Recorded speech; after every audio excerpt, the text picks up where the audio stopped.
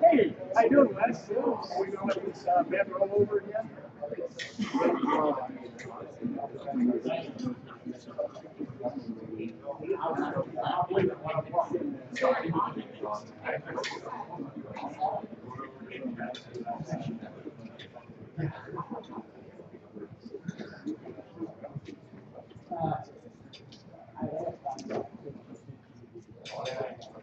Good morning, good morning, good morning. Ladies and gentlemen, we're calling day 3 of our June meeting of the Florida Fish and Wildlife Conservation Commission to order. If you wish to speak on an agenda item, you may do so by completing a speaker's form. To do this, please see the staff at the registration desk. And for all those out there that care to speak,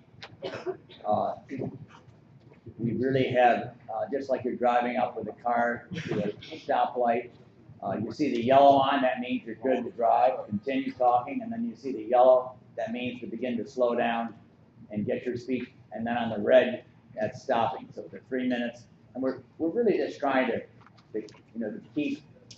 get the message, be prompt. We very much appreciate that. And if you decide you want to speak longer, and if you get a couple other people, you can speak up to 9 minutes if you get several other people. Do me a favor on all these cell phones for all of us. Let's turn our cell phones off now. And the commissioners, we open up our books, our big Bible books here. Just to put anybody to sleep and take a look at the depth of these books, it's like, anyway, it's extensive. I want to thank the commissioners for being able to take the time to read through all these various items. We covered 16 B's, contribution to the state grants program. We did that yesterday. Our budget workshop and our legislative overview, which is 21A and 21B, and then the general counsel's report. We did all this yesterday, and really would like to thank everyone for taking the time going through it. Now, Bill Klein, if Bill could ease up here. Bill is going to talk about the division of hunting and game management. He's going to introduce an award. If anybody's good at that, Bill is. Bill, good morning. Good morning, Mr. Chairman, Commissioners. Here to present the 2013 Hunter Education Programs Instructor of the Year. And as you know, we have a large core of volunteers that give of their time, talent, and treasure to teach the next generation of hunters to be safe, knowledgeable, and responsible hunters. And one of those that are setting the tip of the spear in the Northwest Florida region is with us today as our recipient of the 2013 award. The Hunter Education Program over the years has graduated a little over 400,000 students. Last year we graduated 15,000, which is more than we've graduated on an annual basis in the past 20 years. So we're gradually increasing those numbers every year. And Bill, that's very impressive. Those numbers again, last year were 15,048 to be exact. 15,000, and that's awesome. Thanks, sir. Awesome. And it's because of volunteers like we have here with us today that those numbers are constantly increasing. They give of their time. As y'all know, y'all are all volunteers, and y'all give of your time relentlessly and unsacrificially. We found that the way to people's pocketbook is through their heart. The only reason why they give of their time is because they love and enjoy what they're doing, and they make sacrifices in order to do that. I know that this gentleman that's won the award today has taught over 16 classes last year, graduated over 490 students, and he's one of the type people that if somebody's going to Colorado on Friday and discovers that they need hunter education on Wednesday of that week, he will drive to the shooting range, do their course, give them their cards so they can do that. And he does that out of his own pocket, out of his own time.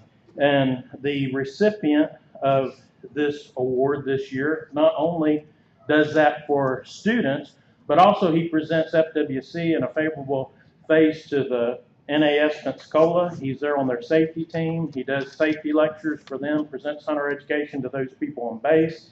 He works with our Pace shooting range over there, volunteers his time with that, also works with our new archery park there in Klondike, and serves as a liaison there for us when we're working on projects there where we need somebody with keys to open up the gate and let contractors in or anything like that. He's there at our beck and call. And he's done all that while he was working at NAS Pensacola. And just earlier this year, he's retired. So we're looking to increase his workload by about two times of what we have. And I will introduce our recipient of the 2013 Hunter Education Instructor of the Year, Mr. Paul Averill. Paul.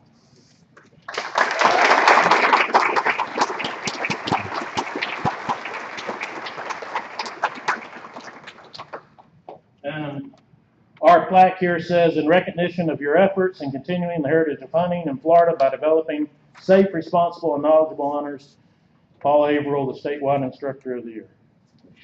Thanks, sir. Thank you. Paul, thank you very much. We just want to thank you for the time, and of course the future of the whole state and everything that we're doing is in the hands of our coaches and guides for the children of the future. So we just really appreciate very much that award. Thank you. And we're going to ask Paul to come on right up here and have a little picture.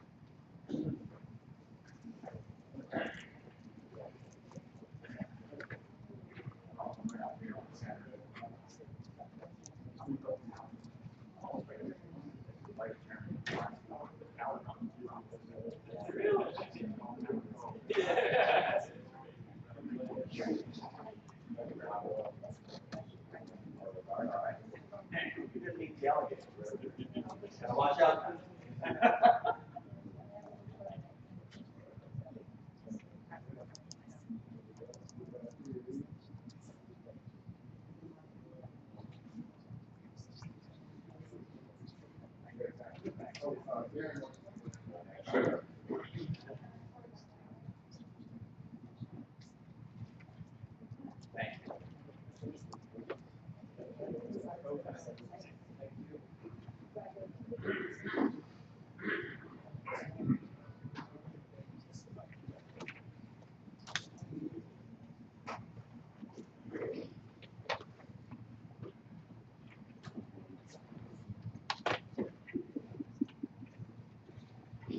Commissioners, we will now hear an update from the staff on the current activities and issues associated with the Everglades Restoration.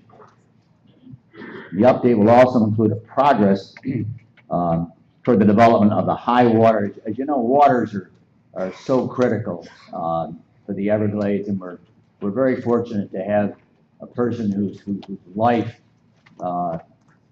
has just surrounded the preservation of the Everglades, and that's Commissioner Ron Bergeron. Now, Scott and Chuck, Commissioner Bergeron will be asking us to consider a resolution, so come on up, Scott.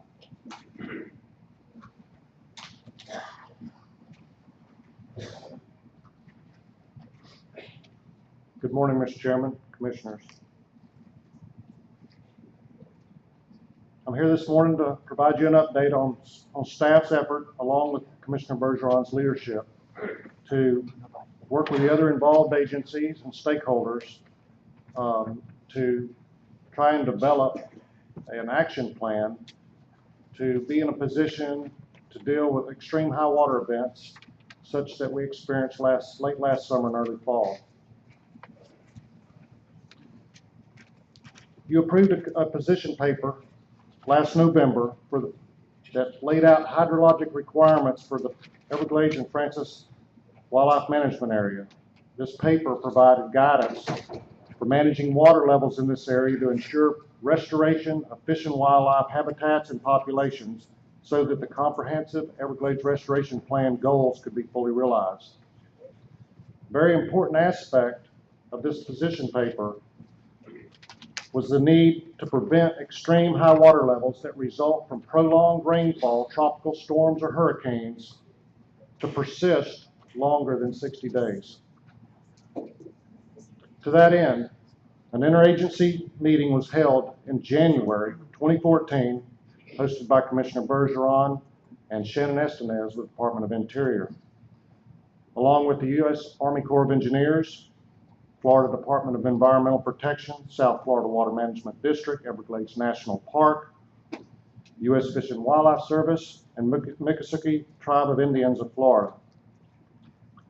We discussed the various type of actions that could be taken to prevent extreme high water conditions from persisting in the water conservation areas for more than 60 days. Now, in addition to development of this high water action plan, we have remained very engaged working with the other agencies to help them develop the Central Everglades Planning Project. And to that end, we have hired a new staff member who I'd like to introduce you to today.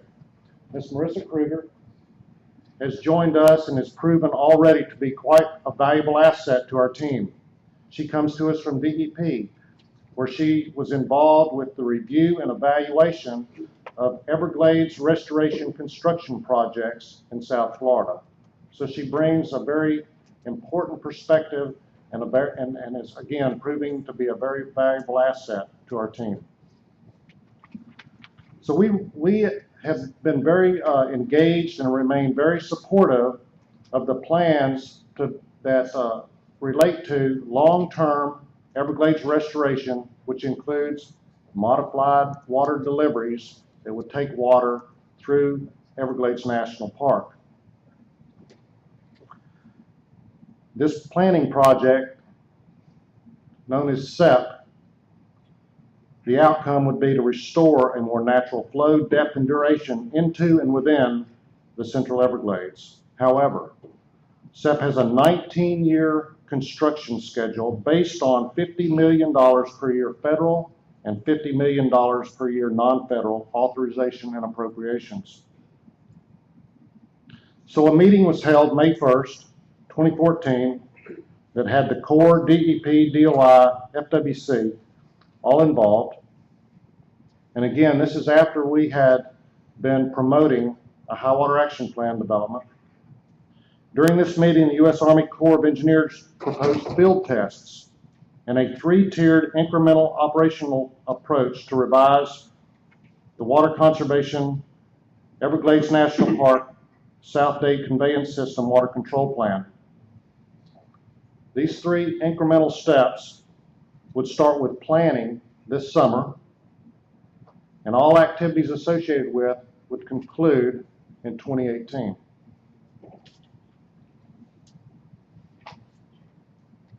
While we have remained very supportive of the efforts with respect to this incremental approach, we continue to assert that we need water depths not to exceed 2 feet longer than 60 days. We've documented the loss of wildlife and habitats that occur when those depths and durations exist.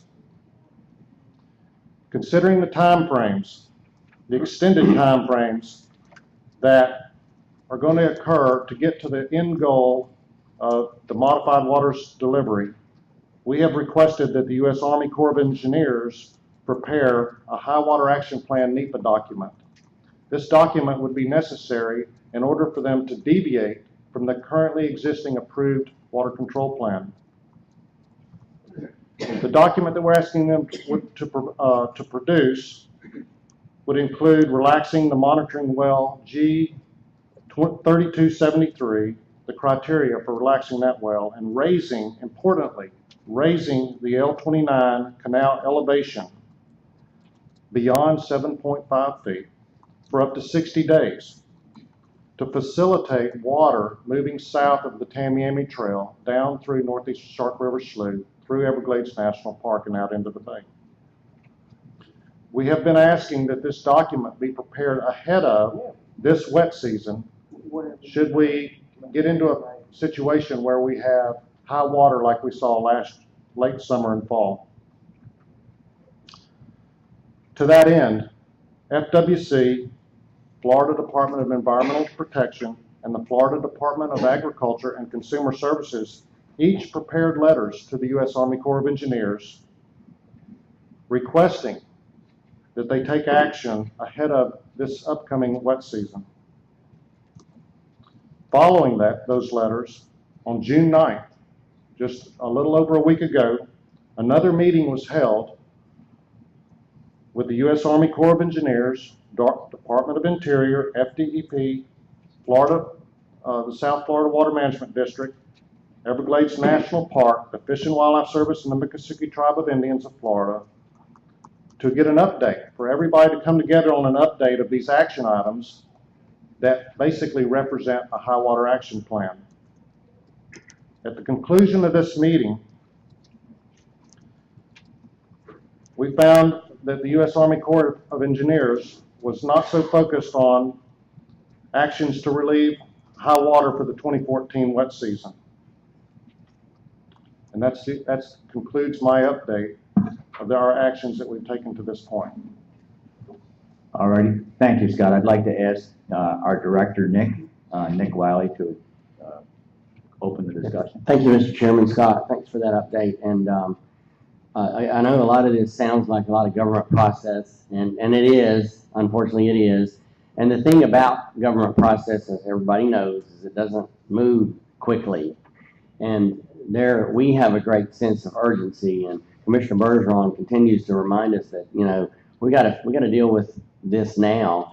And as a result of that urgency, we want to continue to keep that keep that out there and encourage our partner agencies to keep the ball rolling. And we felt like, and Commissioner Bergeron was talking to us about, maybe if we could do a resolution or ask the Commission to consider a resolution to further emphasize the position you've already taken and to further emphasize the need to get this done now and have that cooperation and support. And I believe Commissioner Bergeron has a few remarks in that regard. And then he was going to ask if Commissioner Yablonsky would read kind of the resolution, the essence of the resolution and what it's asking for. Well, thank you, Nick. You know, we've discussed this in the past, and I'm going to try to be brief and not go over what Scott has well presented to everybody. And I'm going to try to stay out of the technical aspects. You know, as an engineering contractor myself, I try to look at the whole system that we have. And, you know, sheet flow conveyance, hydrology, and drainage. And obviously that's what I do for a living. So it's just not my real life experience out there for You're going to do this in layman's terms so that we don't get too technical. Absolutely, absolutely, but it's more important, in my eyes, that we have a extreme high water policy where we can deviate when we get water levels, 100-year acts of God, man-made events, and holding water in the Everglades at extreme high levels more than 60 days, which is a duration time frame of a 100-year act of God. The destruction that we have documented going back to 1943 and coming forward, and actually we did this to put a position paper in on the Central Everglades, which is coming up to be decompartmentalized, and which is extremely important. Central Everglades is 750,000 acres of state Everglades, and where the panther roams. Now, the point here is, in order to do this whole project, it could take 20 to 30 years. In the meantime, how do we keep the Everglades alive over that time frame? That's the whole key here, this policy. And I was very disappointed with the U.S. Corps of Engineers. We established policies back in 2007 when Faye dropped 20 inches of rain in 2 days. And we called an emergency immediately because I didn't want to see another 1994 massacre of wildlife in the Everglades. And all agencies cooperated. And we built a toolbox. And we lowered everything north of the trail 1 foot in 30 days. Something never been done before. And everybody worked together. This particular year, some of the things that we had in our toolbox is now not available to us. And understand we spent $600 million on mod waters, and we still can't operate and move water. So I think that it's important that our agency, since we have a fiduciary duty to maintain all the wildlife that lives there, push the U.S. Corps of Engineers to come up and work with us on a policy that we can keep the Everglades alive while we restorate the largest restoration in the history of the whole world. And that's the whole concept here. And I thank the commission for giving me the honor to be involved in all these things. And it's something that we're going to have to stay. So this particular resolution, I think, is extremely important for our federal partners to understand that we've got to have an emergency policy. And I'm going to use one more example and then I'm done. When a hurricane or a state of emergency hits the public, the governor calls a state of emergency. And you can deviate.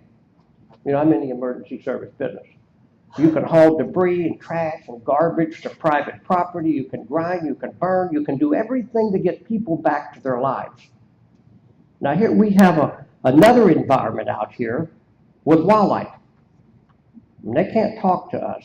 You know what I mean? So we as the overseer of these wildlife, we've got to develop these policies just like we do for the urban areas and keep this environment alive, because Everglades Restoration is going to move forward. But we have to have this tool to keep it alive till we can complete the largest restoration in the history of the world. So thank you for the opportunity to speak. Thank you. With that, we would like to ask the Vice Chairman to read the resolution. Mr. Chairman, I'll read from the resolution. Whereas on November 20th, 2013, the Commission adopted a position paper to provide biologically based guidance for managing water levels in the Everglades to ensure the restoration of fish and wildlife populations, habitats, and diversity, so that the comprehensive Everglades Restoration Plan goals can be fully realized. And whereas in recent years, prolonged rainfall, hurricanes, or tropical storms have resulted in extreme high water levels in portions of the Everglades water conservation areas that persisted for more than 60 days, resulting in significant negative impacts on native wildlife. And whereas these extreme high water events are a serious near-term threat to sustaining the wildlife diversity and recovering threatened and endangered species in the Everglades ecosystem, now therefore be it resolved by the Florida Fish and Wildlife Conservation Commission at a duly constituted and assembled meeting as follows.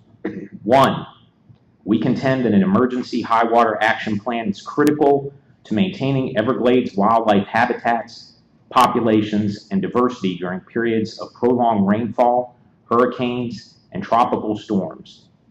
And 2, we have provided science-based hydrologic requirements for restoration and management of Everglades wildlife habitats, populations, and diversity to the United States Army Corps of Engineers, the United States Department of Interior, the United States Fish and Wildlife Service, the National Park Service, Florida Department of Environmental Protection, Florida Department of Agriculture, South Florida Water Management District, and the Miccosukee Tribe of Indians.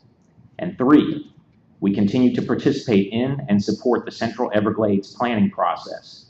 And 4, we implore the United States Army Corps of Engineers to take action immediately to complete any necessary requirements to implement an emergency high water action plan that includes relaxing the G3273 constraint and raising the water levels in the L29 canal up to 8.5 feet when water levels in the Everglades water conservation areas exceed the science-based hydrologic requirements adopted by the Florida Fish and Wildlife Conservation Commission.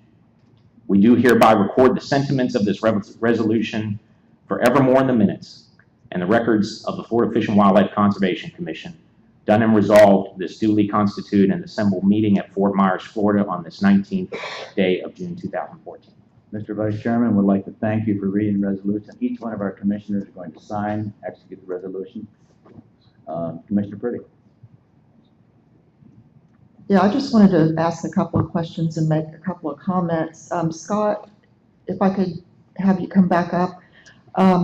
You talked about the need to do the NEPA, they said, in order to enact the emergency water levels. Is that correct? Yes, ma'am. Okay, how long does that take? The shortest time frame that we've heard that it could take would be approximately 90 days. Oh, okay. And could you read the last sentence of your presentation again?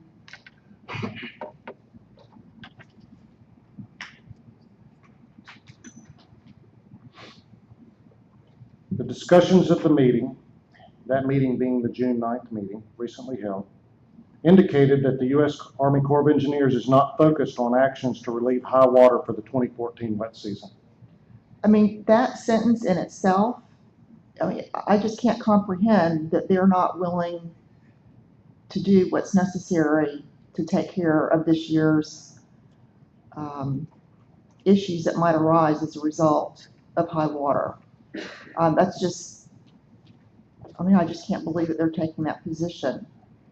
Thank you. That was all I wanted to ask about. The other thing that we kind of hinted at yesterday with some material that Commissioner Bergeron had was the historical wildlife levels in this area.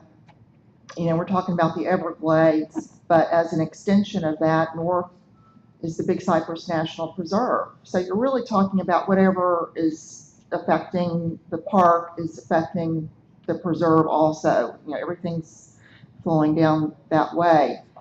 And, you know, we talked yesterday about the extreme efforts over an extended period of time that we've expended to assist with panther recovery and to comply with the Endangered Species Act. But yet we have our own Corps of Engineers, which to me are in violation of the ESA in itself by not providing for the habitat for the panther, which is an endangered species.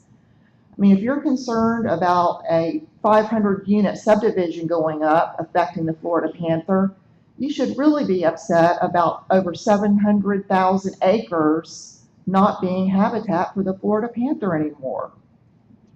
I mean, it just doesn't make any sense. So I challenge the groups that are out there promoting endangered species recovery. If you know you're wanting to assist even further in those recovery efforts, you need to get behind the Everglades Restoration and our efforts with the Corps to take the action that's necessary when we have these severe events. And I would just like Commissioner Bergeron's opinion on how he feels about the three-tiered, Commissioner Bergeron. Okay, how you feel about the three-tiered plan that the Corps came up with? Do you feel like that's going to get us where we need to be? Well, it'll eventually get us there. The frustrating thing about the Corps and my interaction on this policy for 7 years is that every time we agree on something where something can happen, once this happens, when that happens, nothing happens. I know it sounds confusing. You know, once we raise the road and we build the bridge. Welcome to big government. Yeah.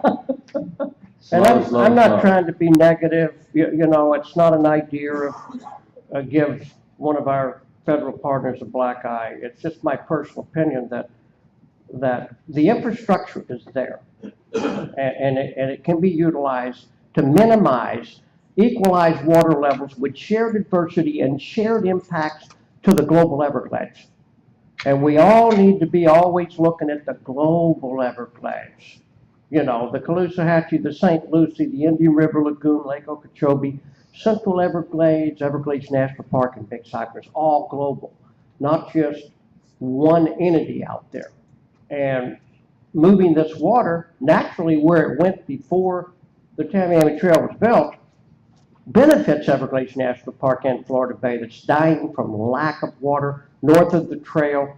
As you've heard me speak, we are drowning, and obviously you've seen this year all the rivers that were just absolutely ripped out. The Caloosahatchee and the St. Lucie and Indian River Lagoon this past year.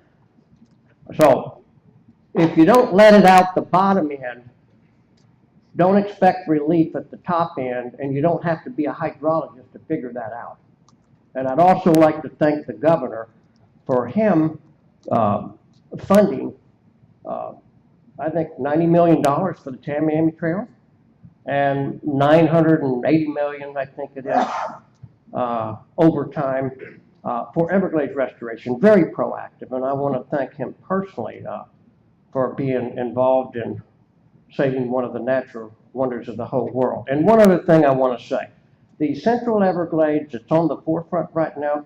Nick, I want to thank you, and I want to thank our staff and Chuck and Eric and Scott, and I'm really excited to see Melissa here with her background with Everglades. But understand what we have done is we were given the assistance from Nick to put together a position paper and go back to 1943 and come forward 71 years of science with every scientist and every biologist for 71 years. What is the operational targeted water level for the Everglades as a wetland? And interesting enough, every one of them was right in the model of 2 feet and extreme high water, 60-day durations, and anything greater than that, they actually documented what happened in the Mercy Kill. They documented what happened in 1994 when you exceeded that water level for more than 60 days. They documented the damage. So when we presented the Central Everglades plan, which is really important on this 750,000 acres where the panthers used to roam, it's done by science. It's done with 71 years of science. And we need to make sure that our federal partners recognize as they move forward that operational water level in order to, we have water levels that are compatible with the environment, the ecology, all our native wildlife, and all of our endangered species. Because it is called Everglades Restoration. It's not a reservoir. And Commissioner Bergeron is going to be able to share this with us. And we have, we're going to have a video after the speakers. We really are, as a commission, with this resolution, we would like to make a motion on this resolution. I'd like to make a motion, we approve the resolution All right. Do we have high a water. second? All right. All in favor?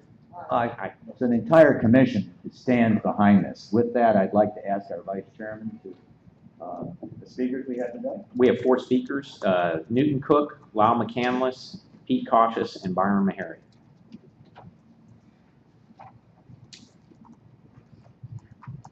Thank you. First time only, for the record, Newton Cook, Executive Director, United Waterfalls, Florida, Board Member, Future Hunting of Florida, Chair of the South Florida Water Management District Water Resources Advisory Council Recreation Group. You have a friend on RAC, Commissioner Bergeron. Also on the FWC DIMTAG, and also the Council of Advisors of the Arthur Marshall Foundation, one of the leading Everglades Restoration not-for-profits. I was going to make some comments about DU, but I will next time I'm up because I want a little more time on this. Cape Sable Seaside Sparrow. The S12s are probably closed right now and will be closed in July for this endangered species. And no matter how much water we get, the water cannot go south. And so it stacks up in WCA 3. 10 parts per billion phosphorus. Judge Gold, federal mandate. The Water Management District works under that mandate that no water can go under the trail more than 10 parts per billion phosphorus. Now there's a little wiggle room up to 12 or 13 to do some averaging. But the fact of the matter is when you have a high water coming down the system, it's blocked. The farmers south of Miami and Dade County who are along the levee of where some of the water often can be dumped out of the lower end of the WCAs, whose tomato crops get 18 inches more water under them than they should have, and they rot and they die because of seepage. Although you might have a levee in Florida, it doesn't mean a damn thing because water goes under it through the porous rock, as Mr. Bergeron can tell you quickly. These are the factors that are causing us so much grief. Mostly the bird and the 10 parts per billion phosphorus. It's something that the Corps cannot change the judge's rule. And as much as I berate the Corps occasionally, and the colonel and the lieutenant colonel probably have my name on the wrong checklist, they can't do much other than what they're allowed to do under the law. And it creates havoc for most of the Everglades, because I count everything north of Tamiami Trail as Everglades just as much as everything in the park, which I call Disneyland occasionally. Never too wet, sometimes too dry, never a fire, never a real natural occurrence ever happens down there. So it is not fair to all of us above the trail, because we recreate up there. And that's my job on the rack. I got duck hunters, deer hunters, all they can't go out there when it's closed. It's closed because the water's too high. And why go poor deer up on the levee, what few levees are left? What can I tell you? It's a tough job. But I'm willing to do my share, work hard on the rack, and I appreciate you guys. Thank you, Newton. Thank you, Newton. Next up, Lyle.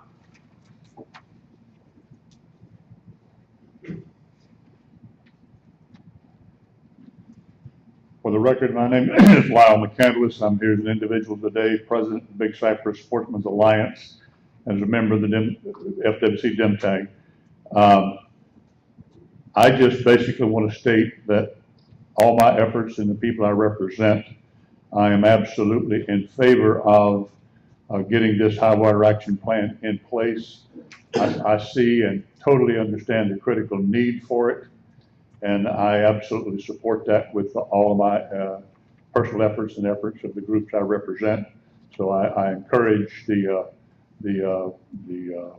commission to push this as hard as possible and try to get some reason with the Corps.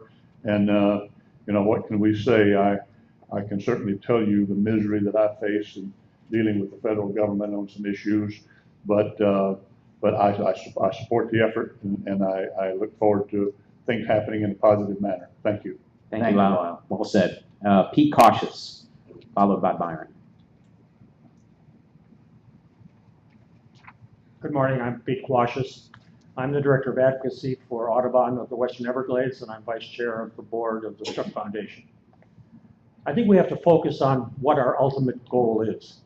If we talk to Chris McBoy, who has done extensive studies on what the Everglades was like before drainage, it was wet. It was very wet. That 1 million acre feet that currently comes down the Caloosahatchee to our detriment of our coastal waters and even the beaches of Naples used to go south. The water that's coming off of the EEA, another 1 million acres, we are spending billions of dollars trying to clean it up to an acceptable level. Newton hit the key issue. The issue is that water has to go south, but that water has to be clean. Obviously, the Snook Foundation wants to see salinities reestablished in Biscayne Bay and Florida Bay and the Caloosahatchee, the 10,000 islands. Some of our projects are on the cusp of making that happen. The monies that are being spent in Picayune and Strand will result in a significant enhancement of the 10,000 islands. The recently authorized C-43 reservoir hopefully will restore the seagrass beds in the upper Caloosahatchee. Before I became an advocate, I was a fly fishing guide for Orbis working out of Naples. I saw the death of the upper Caloosahatchee from the back of my boat. From times where it was vibrant, where there were schools of tarpon and redfish and snook all over, to where it is a dead zone. We have lost the grasses. We have a chance to recover that. In order to make the system work, we have to decide what our image is. Is it Chris McBoy's pre-drainage, where the Everglades had more than 2 feet of water most of the time?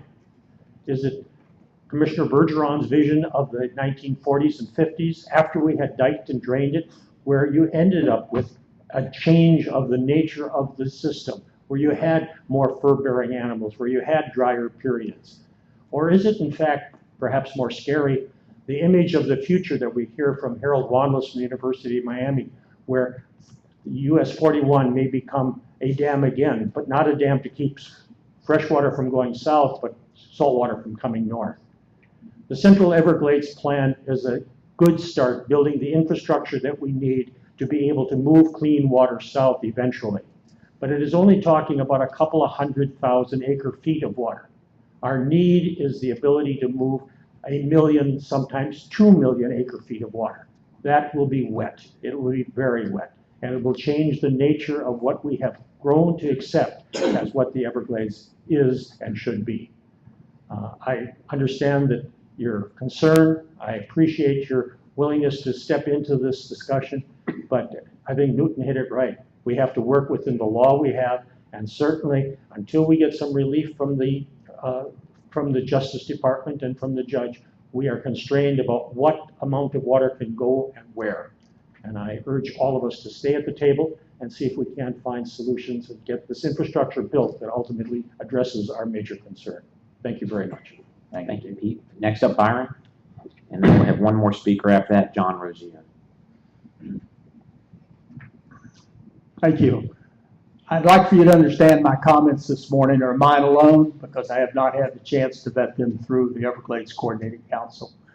The good news is that I don't have to be politically correct. And I know sometimes in certain positions people feel they have to be that way. So I'm not going to be politically correct this morning. And I'm going to tell you that the Corps of Engineers, all of you are business people. But I want to tell you, the Corps of Engineers got all of you beat as far as their entrepreneurial attitude. And that is they dig ditches and fill them up for a living. And they'll always have a job. A few meetings ago, Commissioner Bergeron had 5 people at this podium. Never seen that in the many years I've been coming to these meetings. 5 people at this podium trying to pin them down for a short duration release during emergency high water times. I'm sorry to say, unless I went to sleep during that and missed something, that he wasn't able to get a straight answer out of them and get them to agree. And I guess from Scott's report, that's still continuing. They're not focused on it. It just blows my mind. I know most of you probably have seen the graph on the Tree Island losses since the 50s, and the projected recovery, which is almost a flat line for many, many, many decades to come. What a shame. I've airboated and walked and buggied that territory down there, built the camp down in there in 1960, and now we're just having a sea of cattails because of the high water and because of the phosphorus, of course, too. But we have destroyed it. It'll never be the same, but we need to take and make the efforts to try to get it back as close as we possibly can. Scott spoke about the 50-50 sharing $50 million a year for the next 19 years. The federal government, to my knowledge, in regard to the Everglades Restoration, has never stood up and put in their 50% of the money. South Florida Water Management, which represents the state of Florida's taxes, has put in most of the money. I don't know whether it's 80%, but I think it's pretty close to purchasing land, to doing this, doing that. The federal government hasn't put in maybe 20% of that money.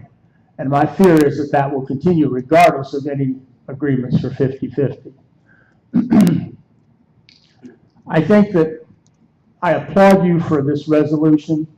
I hope it's more than a piece of paper. But until we get the Corps of Engineers engaged and make them see the light, I cannot possibly understand why they're resisting this. But for some reason they seem to be. I remember Commissioner Bergeron a few years ago called me up and asked me if I would get involved with the colonel in West Palm Beach, which I did. And just like talking to a blank wall. And even I sent stuff up to his superior in Jacksonville and even on to the general in Atlanta.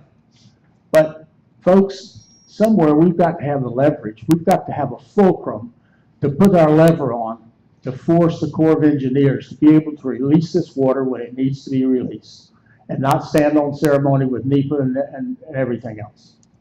So that's my comments, and I thank you for your time. Thank you, Byron. Last speaker, John Rozier.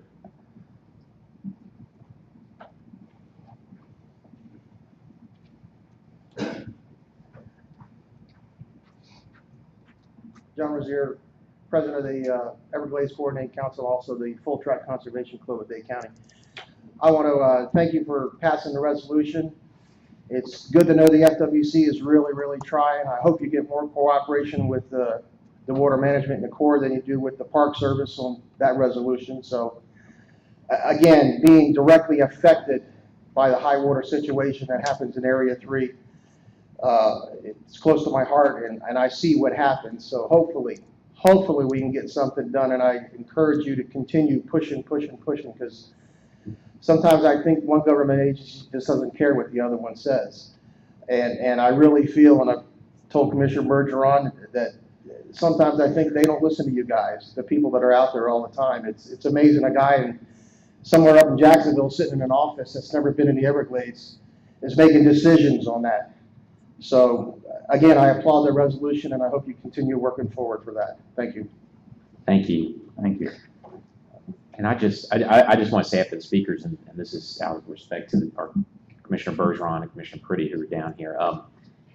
You know, it's been said if a private developer went and degraded 750,000 acres of habitat the size of the state of Rhode Island, the size of Yosemite National Park, and not just habitat, but panther habitat, threatened and endangered species habitat, it would be the sign of the apocalypse.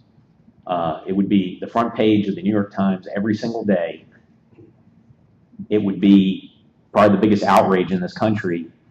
And I don't care if it's judges or government, state, federal, local, but heaven and earth would be moved to address that if this was private development. And for some reason, because this is government, it's just churning and getting a pass somehow here, and that to me is the outrage. I'd like to respond to the gentleman from Audubon's. And, you know, I entered the Everglades before there was levees, before there was pump stations. Actually left Broward County, went all the way to Lake Okeechobee. There was no levees around Lake Okeechobee. The Kissimmee River was natural. But say that as it be, the thing that you gotta look at is that a lot of people say, well, there wasn't that many deer out there. There wasn't that many fur-bearing animals. Okay, so I listened to that. That may be true. A million years ago. The thing that really caught me when we went back and put 71 years of documentation together before there was levees, the Tammany Trail was there, is that we were destroying the plant communities. That's what got me, right there. Forget about how many deer were there, how many panther were there. If we're destroying the bayheads, the actual vegetation that grows there, sawgrass ridges are dying because of quantity of water. That's what proved me, on top of the fact that, you know, the Everglades, we have to always look at the global Everglades. And we have to pay attention. And if we're killing the plant communities, there is really something wrong. Forget about who's right or wrong about how many deer are out there or how many fur-bearing animals. The other thing is a wading bird don't have a 3-foot leg. So that means all of the central Everglades didn't have wading birds, I guess. So my whole thing here is I try to use some common sense too, along with our science to kind of guide everybody. It's not that we know it all, but I think we basically, we know and have a fiduciary duty to make sure that the wildlife that lives there and 69 endangered species are protected under today's world, not what happened a million years ago. And the Cape Sable sparrow, shutting all those S-12s for one bird that was blown in there in 1938 by a hurricane. I don't understand those kind of things either, but nevertheless, we all have to work together to. Commissioner Bergeron, this is a perfect time for us to go ahead and show your video. Would that be all right? Yeah, absolutely. On the panther? Yes. Well, this will give us an opportunity. We were going to go ahead and show a video. Okay. And then we can make comments after the video. Okay. Thank you. All righty. That's a beautiful picture, by the way. That's an awesome picture. Okay, it's a great day for the panther, Daryl, and the Everglades, and I'm very honored to release this at Green Glades West and the beautiful Everglades, one of the natural wonders of the world. I want to thank Pam, our Attorney General, for being here, and I want to thank John Anderson, Country Star. I was going to sing Seminole Wind as we release this to greet our panther into the beautiful Everglades. It's time to let the native come home. Let him come home again to Seminole Wind. Roll, roll, Seminole wind, roll like you're never gonna roll again. I'm coming to you like a Well, the crate arrived from White Oak just a little while ago, and we set it on the ground, got everything stationed, and then Commissioner Bergeron reached over to the front of the box and started to lift the door. We could hear the cat kind of bang against the door and thought, okay, she's going to come out, but the door was not exactly being cooperative, so I kind of helped her lift the door. We got the door out of the way and no cat. She decided she was just going to hang tight there for a while, and so we kind of banged on the back and said, come on out, cat, but I think she was looking ahead and said, what is going on there? I hear a song behind me, I see people to either side, and out front there's people standing there. So we said, okay, we'll just have to try to encourage you a little bit more. So we lifted on the back of the crate, she stuck her head out, and once her head was out, that was it, she was gone.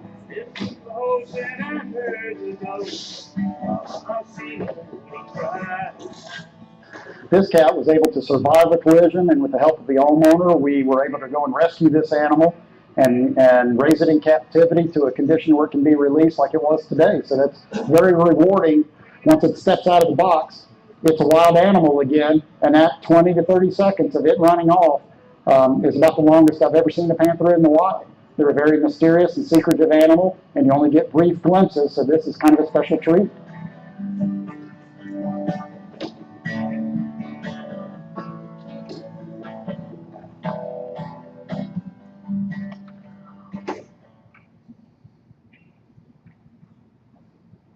Beautifully done. Beautifully done. Thank you. We just really like in conclusion to thank Commissioner Bergeron for the incredible efforts and time that he's conducted, and it just goes to show you the passion, which is unique, to care and protect. We'd really like to thank you for all of that. All right, all right, tell us who, all right. Our vice chairman now is going to introduce a couple of dignitaries. We have two real special guests, and we always love when this happens. We have two of our partners from the Florida legislature here with us today, and as we were thanking the governor for Everglades funding, we ought to even equally appropriately thank the legislators who are here today. But I wanted to recognize and come on up to the podium and say hi to us. But Representative Kathleen Pasadomo, and Representative Pasadomo is here. She represents Eastern Collier County, Naples. Yay! So thank you. Come on up, and then we have Representative Heather Dawes Fitzenhagen with us today as well. She's elected in 2012 and represents the Fort Myers area. So we've got Fort Myers and Naples here. Thank you all so much for coming up and taking part in this today.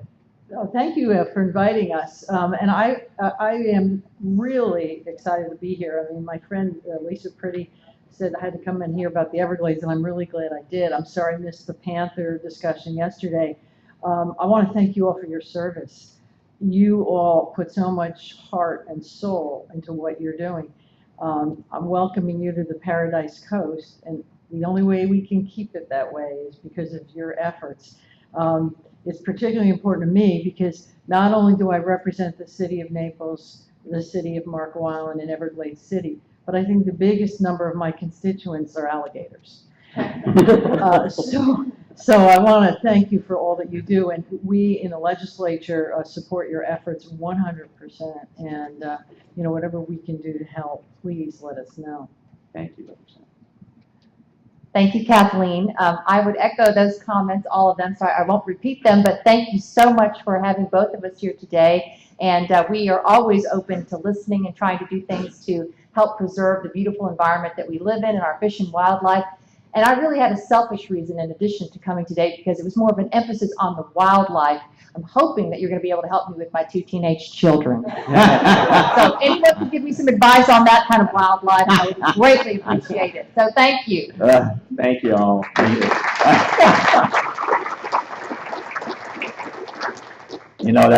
It's nice to hear that because the marvelous thing is that the teenage kids are usually involved with the cell phones, etc.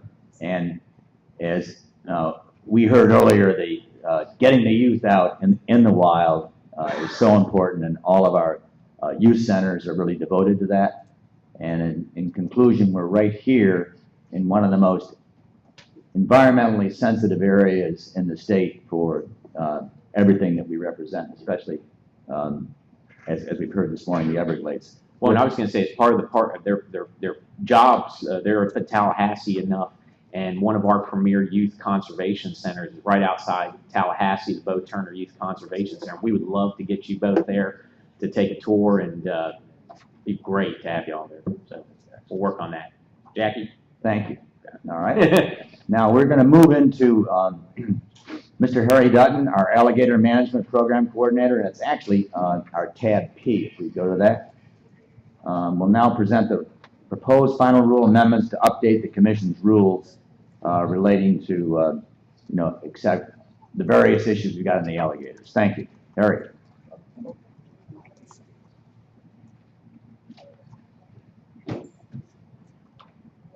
Good morning, Mr. Chairman and Commissioners. It's my pleasure to present for your consideration today a set of final rule changes covering 7 different alligator management related rules, which you can find behind tab P of your notebooks. Most of these changes are part of a commission-approved staff effort to review all of the alligator-related Florida statutes, and they represent existing statutory provisions that are better suited in commission rule. Adopting these changes would set the stage for streamlining many of the alligator-related statutes in the future.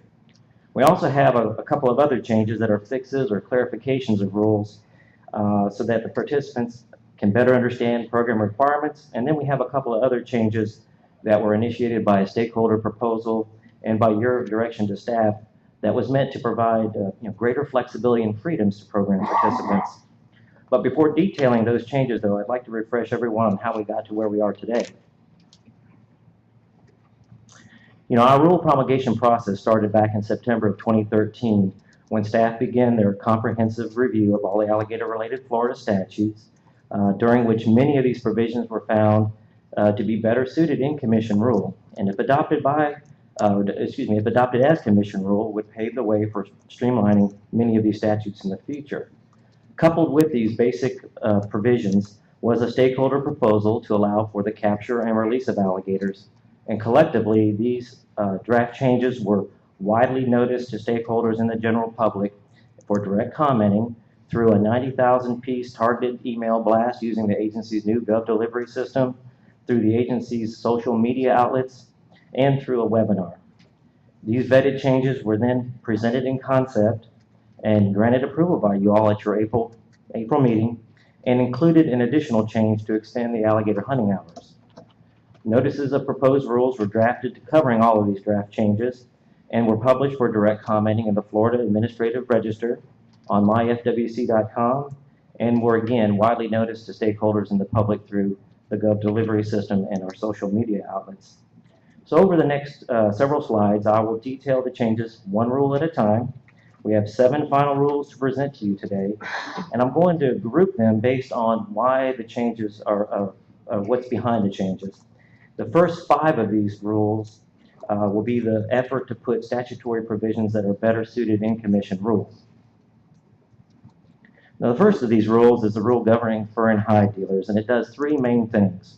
1, it clarifies that it's unlawful to purchase untagged alligator hides and that skins of fur-bearing animals possessed by dealer or on the agent dealer's premises must be tagged.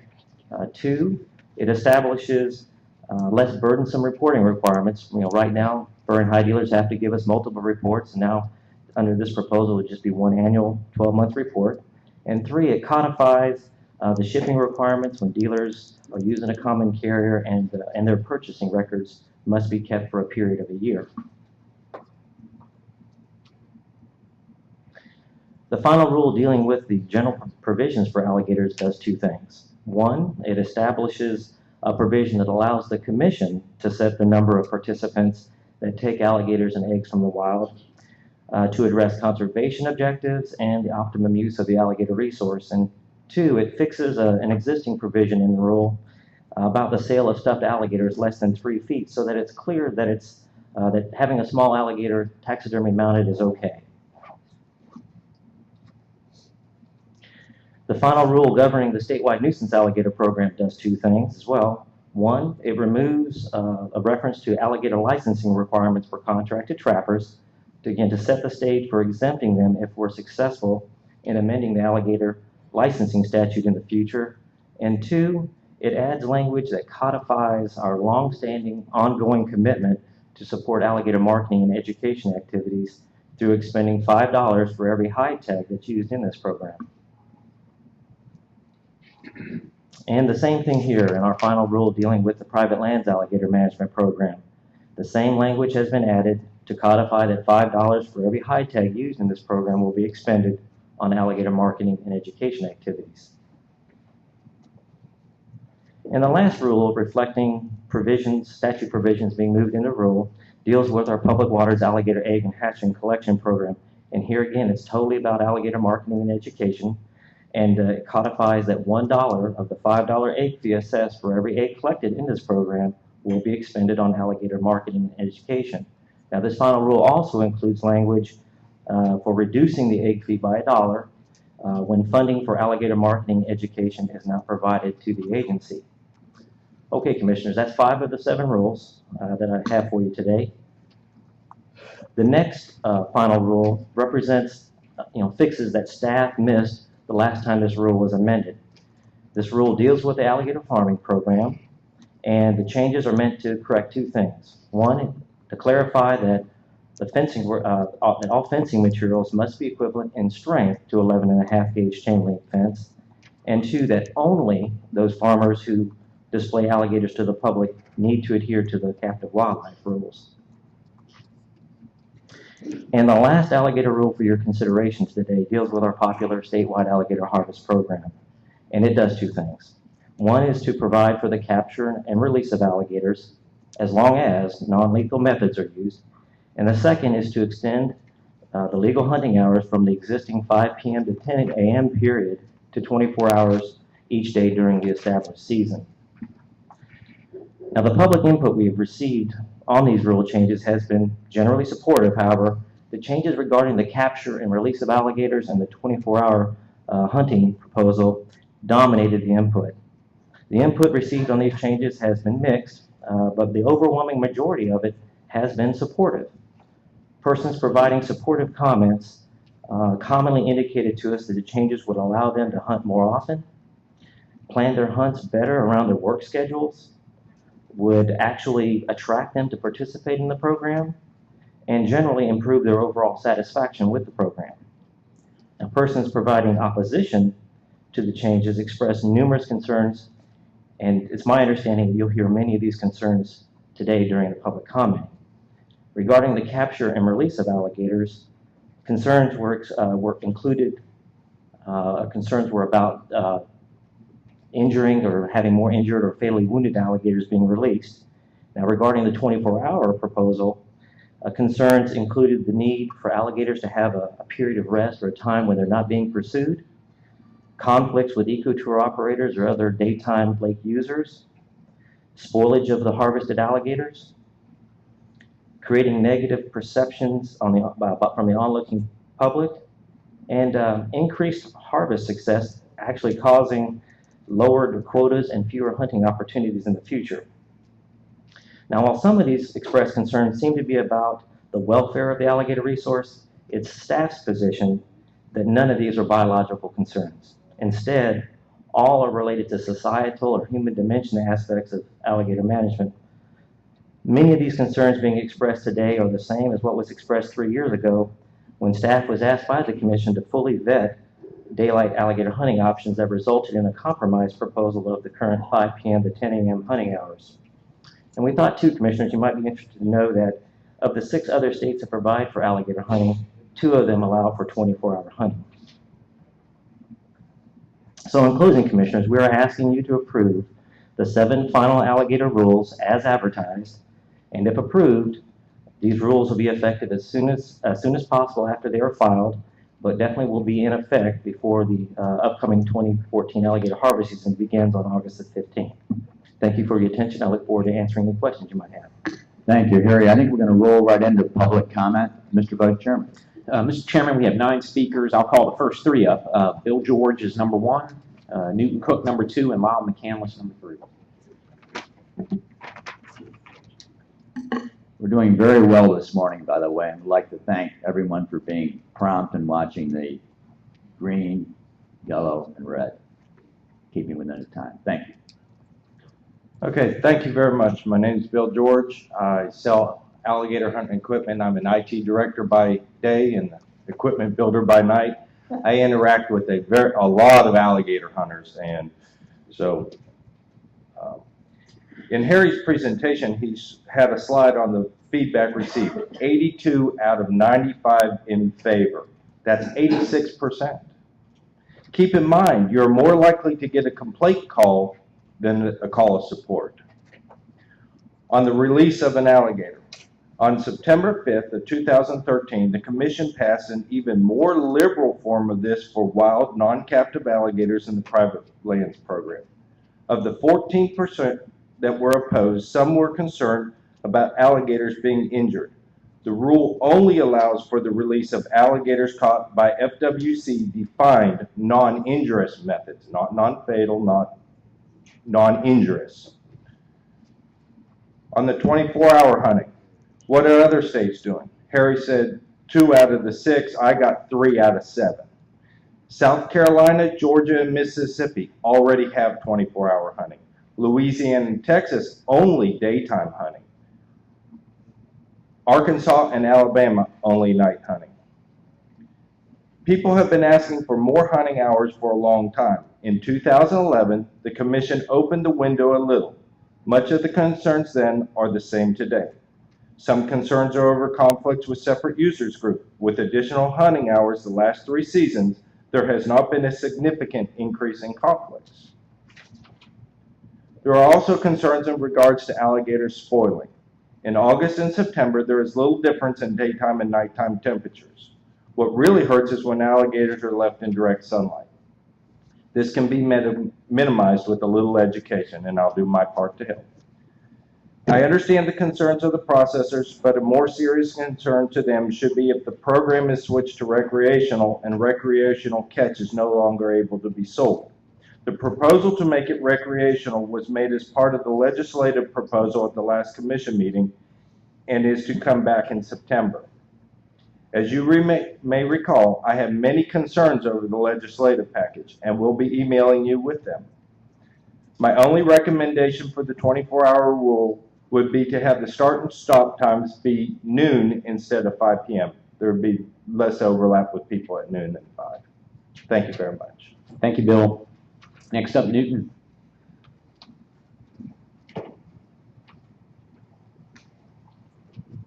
Thank you, Commissioners. Just a brief comment on the alligators. Increased participation and opportunity, I think that says it all. We pretty well solved the problem that was concerns about temperatures and things like that. People hunting alligators right up to 10 o'clock. If you're a bass fisherman and you're on the lake, you're out there at about 10 o'clock, and guess what? You know, the alligators and the bass fishermen are getting along just fine. I don't see any particular problems, and I support 100% the recommendations. And I'll take just a minute to make a comment on Ducks Unlimited. Craig was here yesterday. He made a nice comment about the ducks, and I want to thank the FWC for what they do. And since alligator eats a lot of my ducks, when I shoot them, I think I can bleed over into this without a lot of trouble. First of all, about $1 million a year goes out of Florida to the U. And we don't get anywhere near that back, but that's okay with most people because we understand the ducks don't breed here. They breed up in the Dakotas and Manitoba and Saskatchewan. And the thing to remember, blue-winged teal is one of our major species in our bags here. And they got bands on them occasionally. And when you call in about those bands, which is a trophy when you get one, 65% of all the bands on blue-winged teal in Florida come from the area where Ducks Unlimited spends their money. So if you're a Florida duck hunter, you should be thinking very much the fact that those blue-winged teal are being multiplied up there and coming to Florida. The U.S. Fish and Wildlife Service target for blue-winged teal is $4.1 million. 4.1 million birds in the flyway. Last year, we had close to 9 million birds come down the flyway. It's incredible, a great success story. And part of that success story is your $35,000. And United Waterfowlers, who works close like this with DU in Florida, we are a life sponsor organization with DU. We know where those ducks come from, and we appreciate every one of them. Thank you. Thank you, Newton. Lyle, you're up. And Lyle's going to be followed by Alan Register and Todd Hallman. For the record, my name is Lyle McCandless. I'm here today speaking for myself personally, President of Big Cypress Sportsman's Alliance and member of the FWC DemTag group. I just want to express that I'm very much in support of these rule changes that are being proposed here. I'm glad to see that the commission is concerned about the overall alligator situation in the state of Florida. And particularly since the alligator population is so robust now, I think allowing 24-hour hunting would be a real good plus for hunting opportunity for the public. And I think it would be a big plus for managing and getting the alligators and maintaining them at a proper level. So I'm supportive of the proposed rule changes, and I thank you for allowing me to express my opinion. Thank you. Thank you, Lyle. We appreciate it. Alan Register.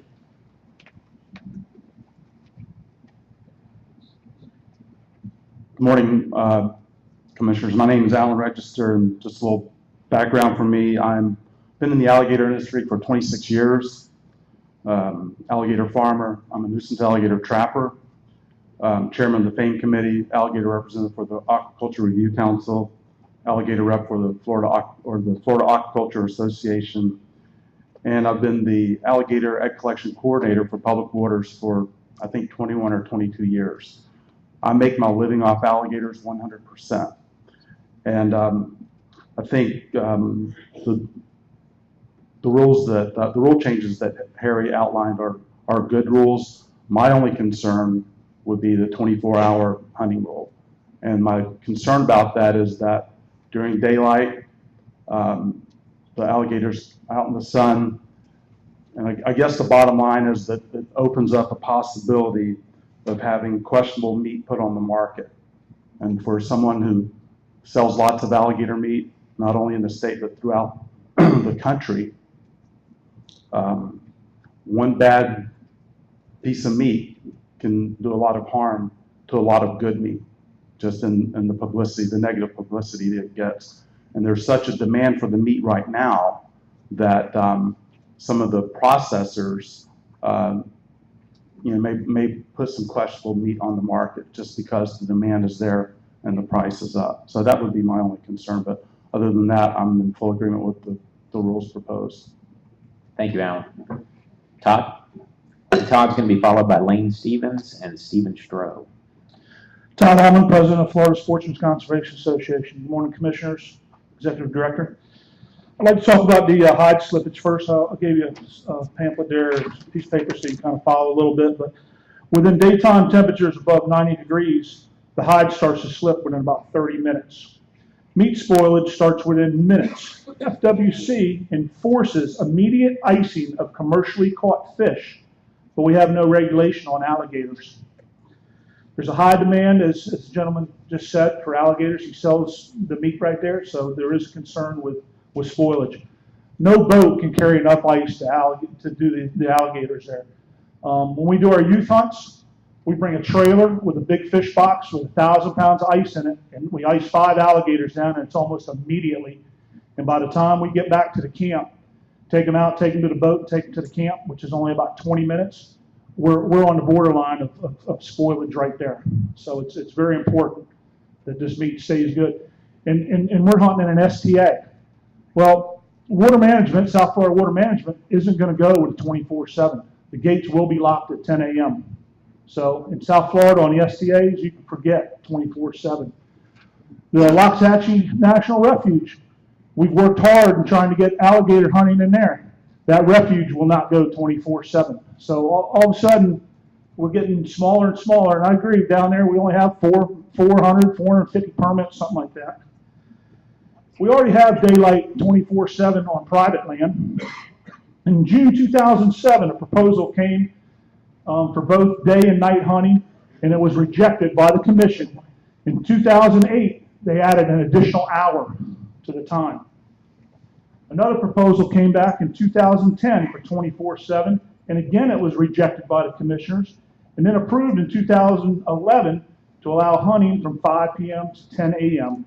That's 7 hours of current daylight hunting for 7 days a week for the season right there, for seven weeks of the season. So we already have 7 hours of daylight to hunt. Harry had mentioned no biological significance, but we got reptiles. Last time I was in biology class, I thought an alligator was a reptile. And I know they need to heat and stuff, so when they're up there on the bank of daylight or in the sunlight, they're gaining heat, so they've got energy throughout the day. I mean, that's what a reptile is all about. We got some other states that we talked about. We got Texas. Texas hunting's on private property. Louisiana, private property. There is no public hunting. Mississippi, not too sure, but the time on it, 6 p.m. to 4 a.m. Alabama, 8 p.m. to 6 a.m. Georgia, anytime during the season, there's 850 permits. They took 527 alligators. It's a 30-day season. Alabama's got a 16-day and an 8-day season. South Carolina, you're allowed to keep the meat. You cannot sell the meat. It's a 30-day season. You can hunt anytime. So there are some 24/7 hunting, but there's no basically public hunting available right there. So you want to talk about that? I think that's all I got. So the Florida Sportsman Conservation Association is against the 24/7. We support the rest of the package, but we'd like to see that taken out. And I appreciate your time. Thank you. Thank you, Todd. Lane, you're up. Lane's going to be followed by Stephen Stroh and then Bishop Wright. Thank you, Commissioners. Lane Stevens with SCG Governmental Affairs. I'm here representing the Florida Airboat Association today. The Florida Airboat Association is opposed to the expansion to 24 hours. They support the current time frame in 2011. We thought we reached a good compromise. Back then, I wasn't representing the association. I thought the compromise we reached to allow from 5 p.m. to 10 a.m. was a good compromise. I'm also a nuisance trapper for the state, and personally, I'm not out there in the middle of the day at noon trying to catch gators. It's just too hot, and I think a lot of people that may be new entrants to this are watching TV shows. They see what's going on in Louisiana, which is a commercial operation. They don't see the ice trailers and the ice boats that are following those guys around to get those gators iced down. When I catch a gator in the middle of the day, if it's a nuisance gator, I rush it to my truck as quick as I can to get that gator under a tarp and with ice on it. So we would support everything other than the provision dealing with 24 hours. Thank you. Thank you, Lane. Stephen Stroh.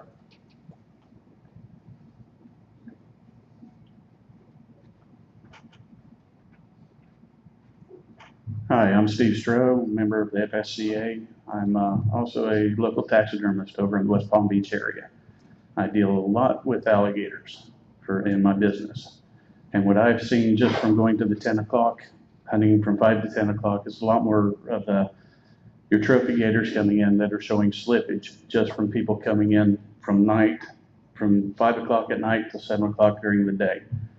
The heat is the biggest issue that I'm going to see. That the slippage on these alligators is going to be extremely prevalent. Myself, I do not see any advantage of hunting 24/7. If there's plenty of opportunity that we have right at the moment. That's all I have to say. Thank you. Thank you, Mr. Stroh. Next up, Bishop Wright, and then Bishop's going to be followed by Byron Meharry and Phil Walters.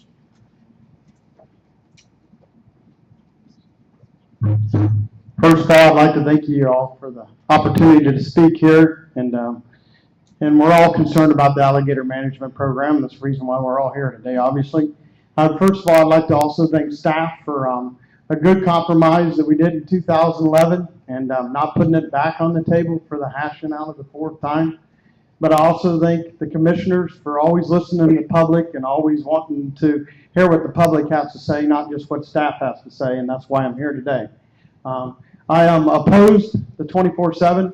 I feel that opening it up to daylight, you've already heard a lot of the other, opposing people, and I agree with those too. But, my concern is the alligator meat is really what's on the market today and what's driving the market today. And I don't know if you've ever been around, but there was a restaurant in our neighborhood that one time got in trouble with some E. coli food. It went out of business in a month. And I don't enjoy oysters and I don't eat oysters, but every time I sit around someone who orders oysters, they always ask, where are your oysters from?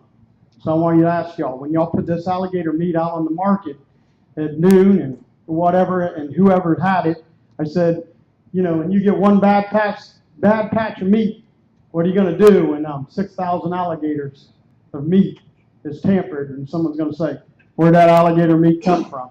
Where do you think most of it's coming from? Louisiana and Florida. So you all put Louisiana ahead of us one more time. And the other thing is, I don't understand, I understand the commission's always looking for opportunity and always trying to make sure that we have a good quality hunt and the opportunities there. But when you have 18,000 people apply for 6,000 permits, and they're sold out every year, I think y'all are doing a pretty good job of putting opportunity there. And I think the people are there to buy the permits, and they're continuing to do that. You got all these egg collections and all these hatchling collections, things that you haven't had, that you just started in the last couple of years. You can't just keep taking and taking and taking from the resource and act like it ain't never going to stop. And the other thing is, I want to explain to y'all the reason why we do an alligator hunt. We've done 6 alligator youth hunts, And every one of our 5 youth hunters have been successful. The reason why? We do it in the daylight. Why do we do it in the daylight? Because it's easier to get the job done in the daylight. It's a lot harder to hunt alligator at night than it is during the day. And that's the reason why these people are asking for the day, because it makes it easier for them. And the other thing, I have an alligator here on a video if you'd like to see it, if you think we're crazy about the slippage of the skin. I have a video right here of an alligator that took a 30-minute ride in an airboat from an ice cooler. And the hide's already slipping before we got it back to camp.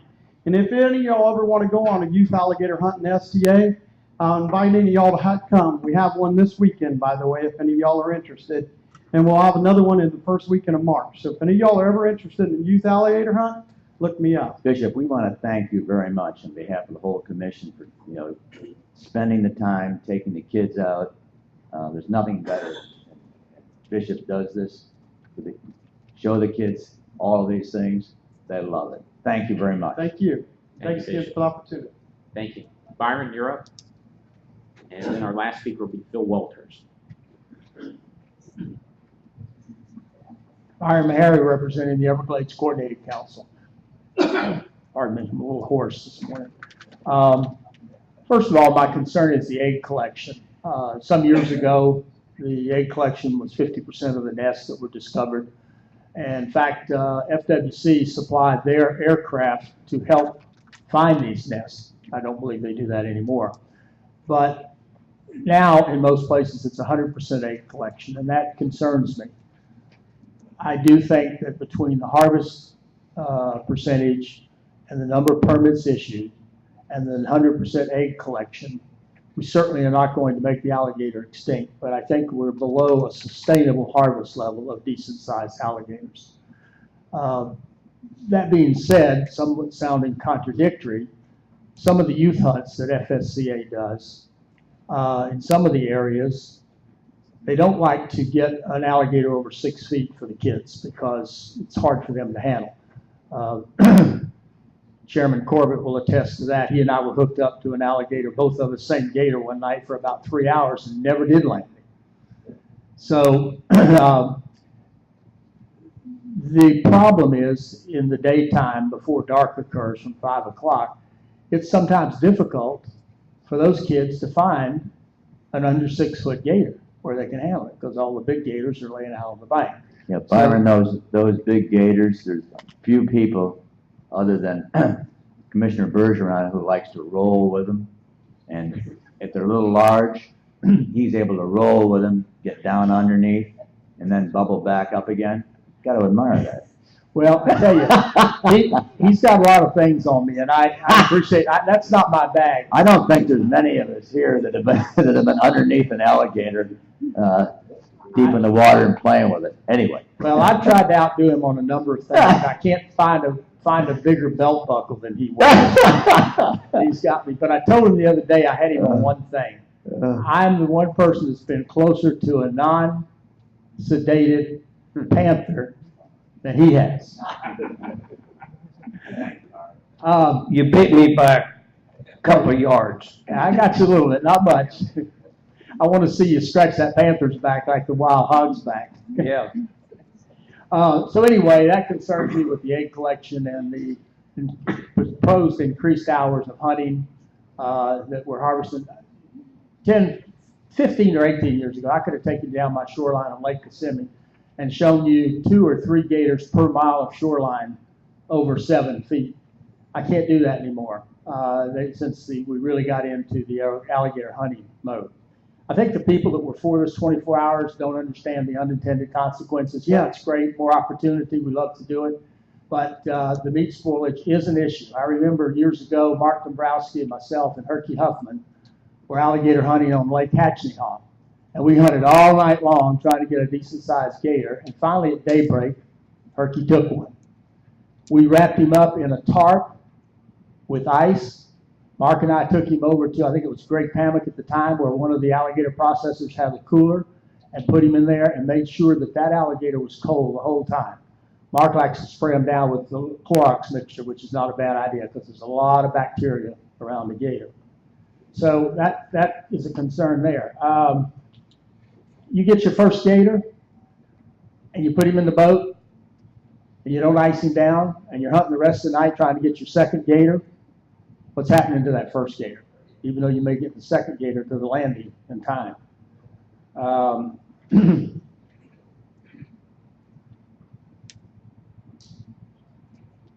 That probably is what my notes say. I've made a note here to talk about. So I think that bottom line, Everglades Coordinating Council's position, we spent a lot of time discussing this, is that we are against the 24-hour alligator harvesting proposed rule. So, thank you. Thank you, Mike. Bill Walters.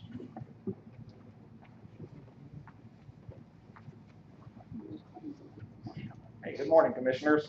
Phil Walters. I'm owner of Gator Guides. Served 2 terms on your Boating Advisory Council. I've been in the alligator business a couple of decades. I'm also one of your nuisance alligator trappers, so I'm versed on this issue. I just want to say overall the rule changes are good. We support them, or I support them. FAME funding, y'all stay on that because we need marketing money out there. I know there's been some issues in the past with getting it through the legislature, but you need to stay on that. On the 24/7 hunting, I just want to say it's a choice. This is an issue of freedom. What's said about meat slippage, it's true. It absolutely is. It happens with nuisance trapping.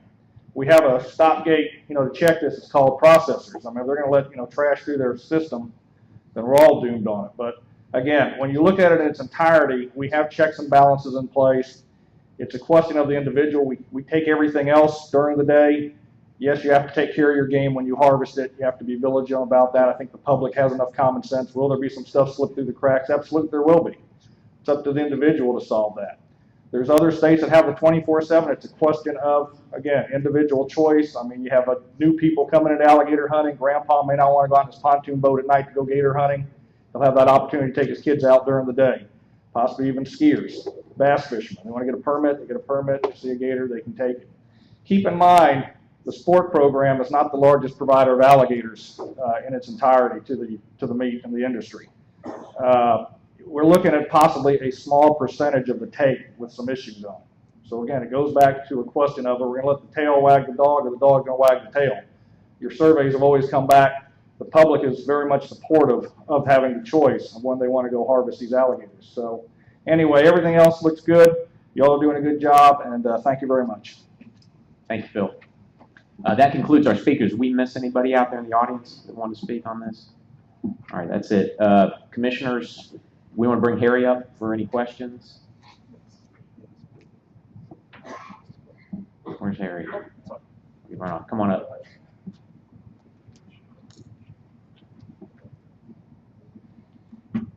Any questions for Harry? Mr. Bergeron. Earlier, I think I seen there was 82% in favor of our stakeholders on the 24 hours hunt. It sounds like not many of them showed up here, I guess. Sounds like there's a big concern about the 24 hour. And especially from a lot of the representatives from a lot of our airboat associations and Everglades Coordinating Council, and so I have a little bit of concern, I think, about the 24 hour myself, especially when the chances increase of the meat spoiling and things of that nature. From what I'm hearing here today, because I try to listen to the stakeholders as much as possible, and that is a little bit of concern for me. I would agree with Commissioner Bergeron. I have some concern too. There's always one crazy person in the family, and my brother is the nuisance alligator trapper. So we have, I'm too afraid to do that, but he doesn't have any fear of it. So, although I think that he probably depends on my nephew to do as much of it as he does, but I think that the concern over the meat spoiling is something that we have to consider, and I think it's our responsibility to do that. And if there is even a remote possibility, it seems like it has been addressed some in the past prior to my time on the commission, And I think it seems that everything else is, the stakeholders are supportive of, but if there's a concern there, I think we probably need to pass on that portion of the rule changes and stay with the hours that we allow now for hunting. Yeah, I think, looking at the other commissioners, we're all sort of freedom fighters up here, and we're always looking to expand freedom. And at the last meeting, we kind of pulled this out, and I think this was sort of also to test it, to see what the reaction would be, and that's what we asked for today. And I think I was hearing more towards the end. There's no sense of urgency to get to the 24 hours. It'd be nice to do, but there are some concerns on the other side too. Commissioner Rivard, looked like you wanted to say something. I never want to go against alligator run or an alligator issue, but I do have just some questions. I mean, so on private land, it's already 24 hours.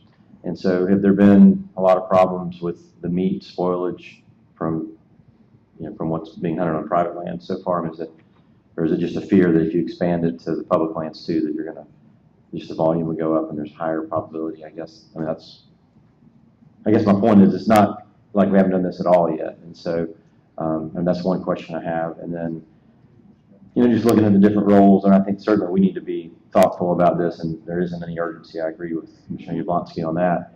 And so we need to think through these issues, and if there's some other precautions we need to take if we do eventually go to the 24 hours, and that's reasonable. But then also you have, the Department of Agriculture that has its role with those issues as well. So those are just my only questions and comments. All right.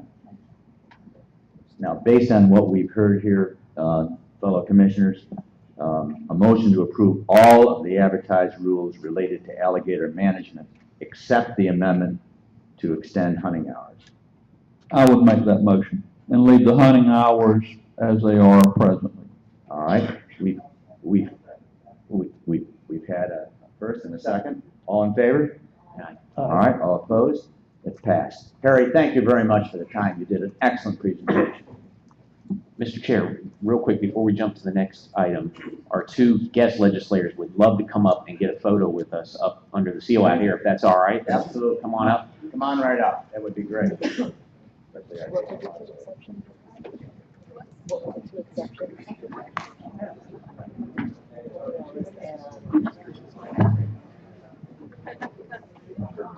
Okay. Okay.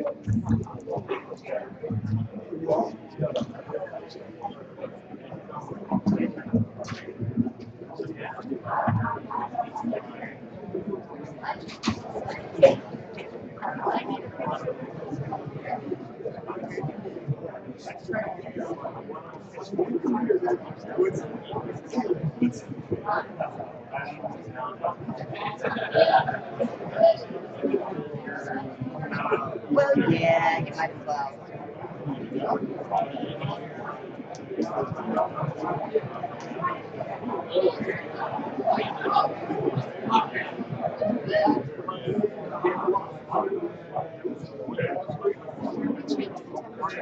Yeah, it was so hot this morning. Bumped it up to. Oh yeah, that's good. It's good for 15 like it is yesterday. Yeah. Yeah. I guess they took it down to 67. See, it was on 70.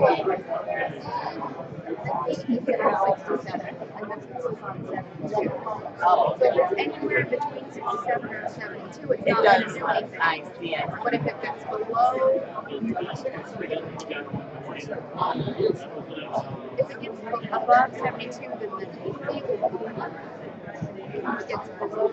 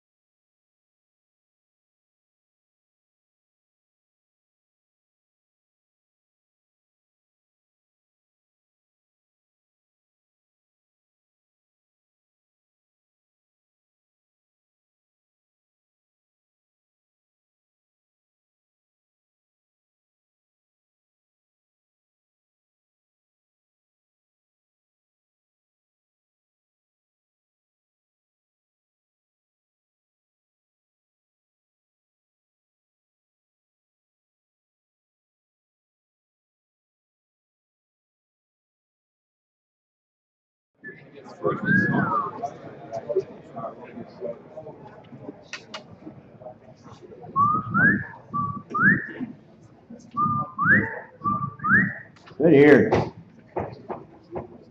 All righty.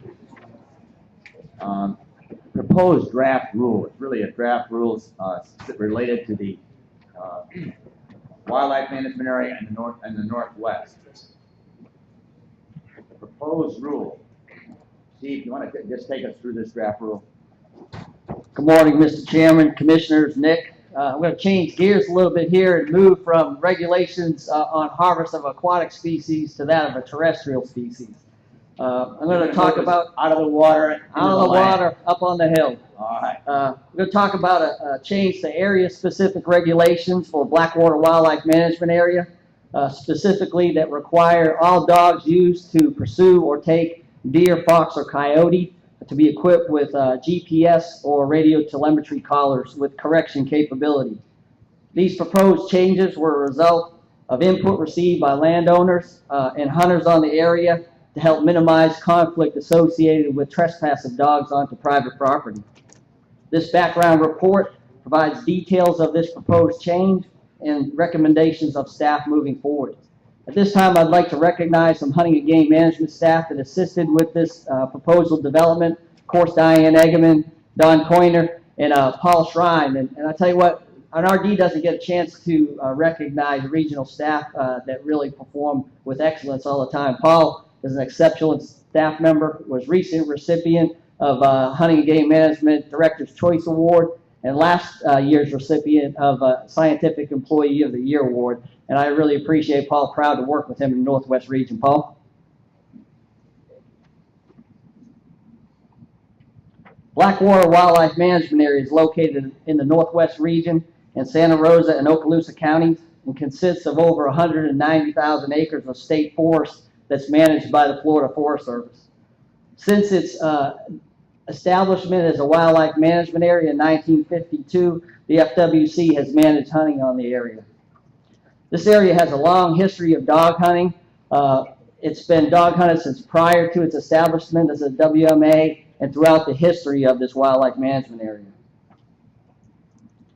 Over the years, land use practices and ownership have changed, and many of the private end holdings and surrounding parcels have been converted from timberlands and agriculture that allow dog hunting to farmsteads, residences, and still hunting tracts.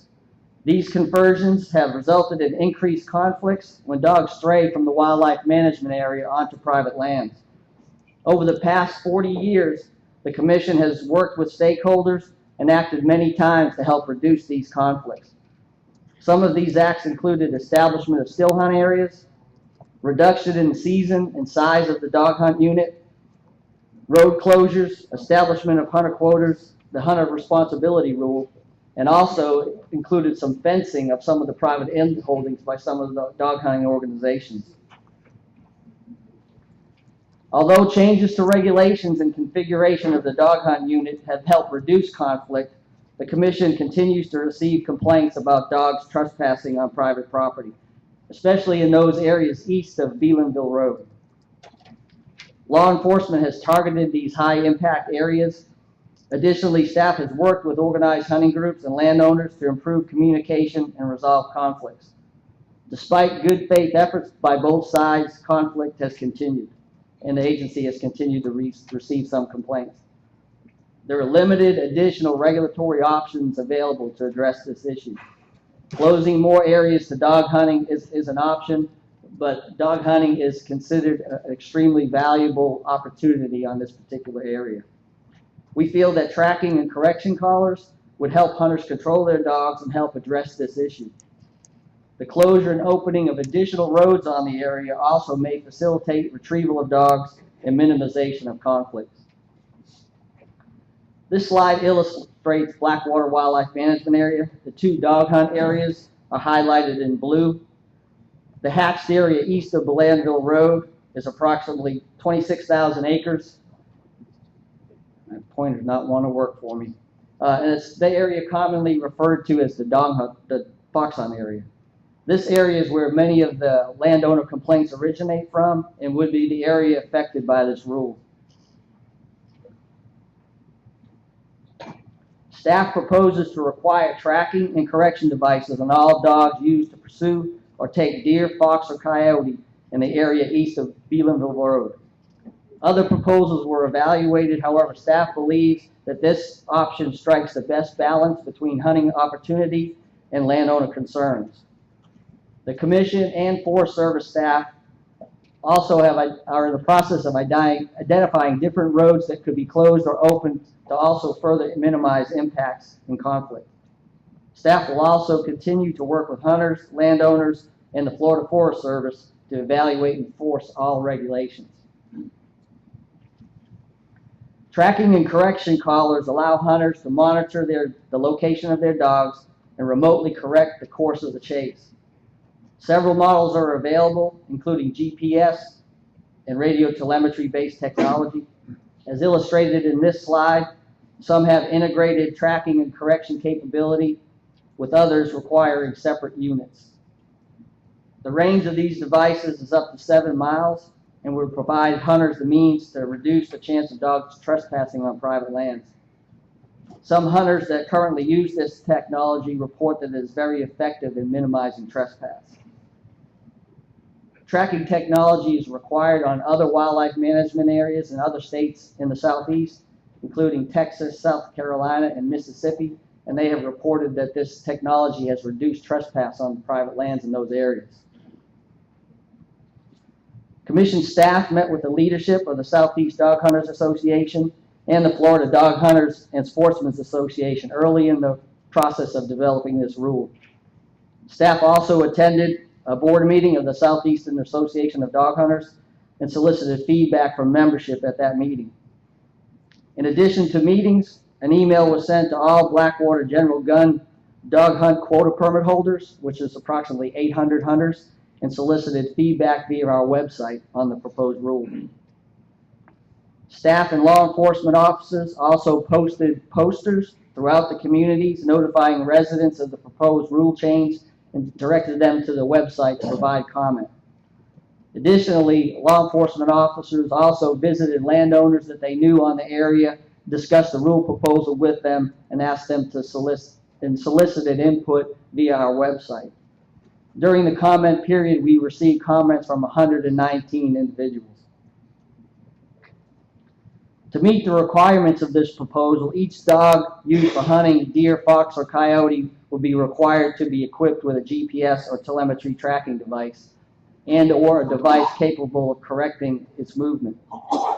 It's possible to purchase devices with tracking and correction capabilities integrated into the same unit or purchased separately.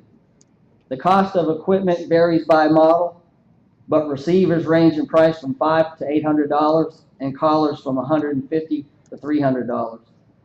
Multiple dogs can be tracked with one receiver, and in most parties, usually one party member has a receiver, and then the other hunters in the party will buy collars for their individual dogs. Few hunting parties in the area currently use correction methods, and those that do report that it takes extensive training to get their dogs to perform under the correction method. Hunters indicated they needed sufficient time to be able to afford and purchase the necessary equipment and then train their dogs using this equipment. In order to fulfill these needs, they requested a 2-year delay in the correction component of this rule. Performance of the equipment varies by model and signal interference. And signal interference can be affected by canopy closure, terrain, weather, and proximity of other units. However, hunters that currently use this technology say they have used it effectively to minimize trespass. Correction devices come in many forms, and the operator may correct dog behavior using tones, vibrations, or electrical pulses. These devices are widely used as a dog training tool. We received comments from some private landholders and indicated that the adoption of this rule would not completely eliminate dog trespass and therefore opposed it, indicating that it was inadequate to solve the problem. The Florida Forest Service is supportive of this rule change. This proposed rule amendment will require that all dogs used for taking or pursuing deer, fox, or coyote east of Belandville Road be equipped and monitored with a functioning GPS or telemetry device that has correction capability. Based on feedback we received during the stakeholder engagement process, we propose that the tracking component of this rule take effect immediately or as soon as possible. Staff recognizes the need for sufficient time to purchase equipment and train dogs with this equipment, and therefore propose that the correction device requirement take effect 2 years post-rule adoption. Although the proposed rule would require some hunters to purchase additional equipment and train their dogs, if they were not able to do this and were precluded from hunting on this particular area, they could still hunt on the other dog hunt units on the area. The local dog hunting organizations that we consulted with during the development of this rule are supportive of the proposal with the 2-year delay in correction component.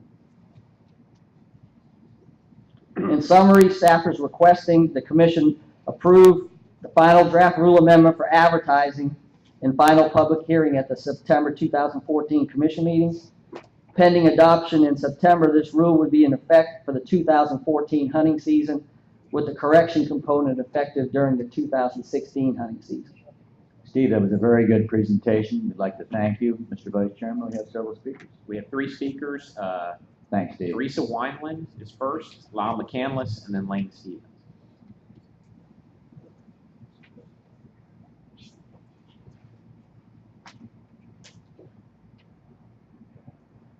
Teresa, good morning.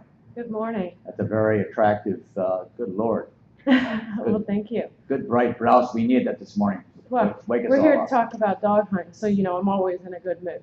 So, first I want to thank you all for allowing us the opportunity to speak our opinions. Not only do we have this opportunity in front of you, the commissioners, but I would like to thank Steve Shea for taking time out of his personal time to come to our CETA board meeting. Our attendees did not know that Steve would be in presence that meeting so that he could truly hear the concerns of the boots on the ground with the correctional capabilities that are being proposed. As he mentioned, some of the largest concerns that we do have come from a financial standpoint. A lot of us, we don't have 2 or 3 headed dog. There are people, when we counted in the room, there were about 30 people that were in attendance, and we had over 200 head of dog. We do have multiple dogs within our pack, not only personally, but as a group. And if they are all required to have correctional collars, and that being $250 approximately per collar, it will take us a while to meet that expectation of the proposed rule that is moving forward.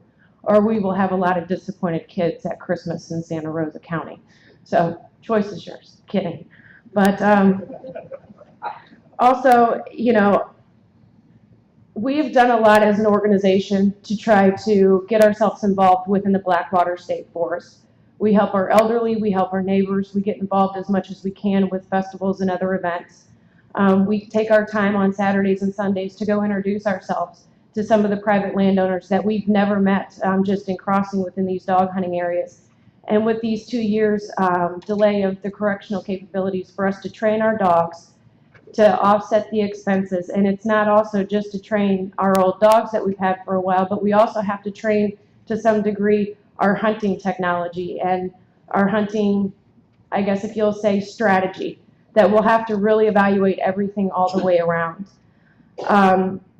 The training time will take time. I mean, in our pack, we have dogs that are a year old, and you saw one of our dogs, the black and white one that was in pursuit with collar on. One of my favorites, Caesar, he's 8 years old. He's one of our lead trail dogs, and it will take some time to get an 8-year-old dog to learn what correctional capability is. Once these dogs handle the correctional capability and they are trained, we will be able to better manage our dogs and our hunts.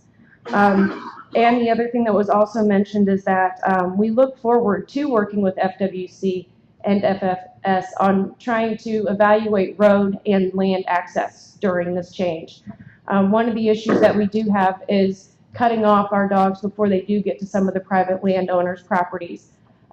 In the past, we have built fences. We have tried to work with individuals that have had multiple complaints. And we feel that this is a great compromise, not only between dog hunters, but FWC, to really try to build the relationships with the private landowners within Blackwater State Forest and to continue the tradition and heritage of dog hunting moving forward in this area. Thank you, Teresa. Thank you. Thank you very much for coming this morning. Thank you very much. Next up, Lyle. I'll yield my time, thank you. Thank you, Lyle. Thank you. Lane? Thank you. Lane Stevens, representing the Florida Dog Hunters and Sportsmen Association. We are here in support of this proposal. We have worked extensively with the folks over in Blackwater. We've been to a number of the meetings, and our representatives have. We use this technology in Apalachicola National Forest. We don't have a lot of trespass issues there. We don't have the inholdings they have in Blackwater, but we found that the use of this technology has improved our hunting experience. With the ability to control dogs, we get better and more productive runs. We've shared that information with the folks in Blackwater. We're hoping, although as Steve reported, there's still going to be some landowners over there who, no matter what you do, short of shutting it down, are going to continue to complain. But we think this is a good move. I have had a number of conversations with Garmin. Garmin bought Tritronics. They are by far, I think, the largest player in this industry. I've talked to Garmin about this technology. They have sent me a number of chips that I'm sharing with the folks over in Blackwater for them that have the Blackwater and all the inholdings already delineated so that they can better control the dogs, and those things will be there and provided for them. So we're supportive of this. Thank you, and I'd be happy to answer any questions. Thank you, Lane. Well presented. Commissioners, need a motion to approve staff's recommendation as presented? So moved. So moved and second. All in favor? Aye. All against? Motion passes. Mr. Chairman, I just want to thank Steve Shea for his hard work on this. And, you know, Louis worked on this for a long time, and then he leaves, Steve comes in, it's all solved. So good job, Steve. Yeah, Steve, I think we all reconfirm. Don Coiner. Now, Commissioners, our next item today will be presented by the Division of Hunting and Game Management, Don Coiner. These are proposed draft rules related to the South region. Don. Good morning, Mr. Chairman, Commissioners, Director Wiley. We're excited to be here today to present this. This has been a long time in the works. We're going to be presenting some draft rules for the Big Cypress Wildlife Management Area that would open approximately 147,000 acres to public hunting.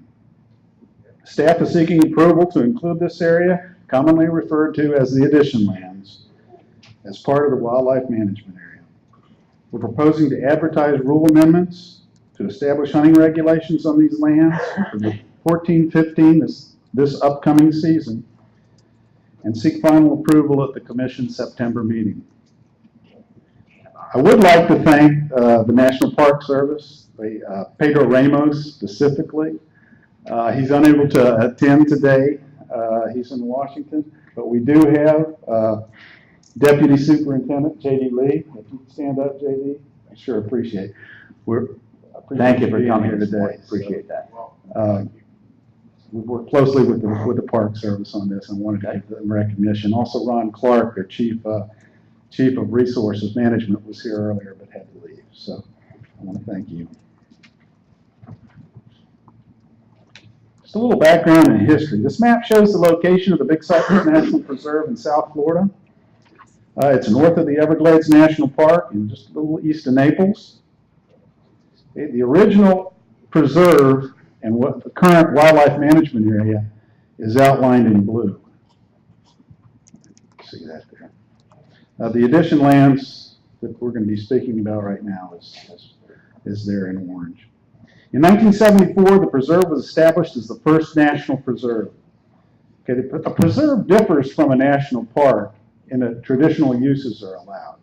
Hunting, fishing, off-road vehicle access. There are a lot of diverse activities that go on a preserve that don't go on in a national park, and we want to make that distinction real clear.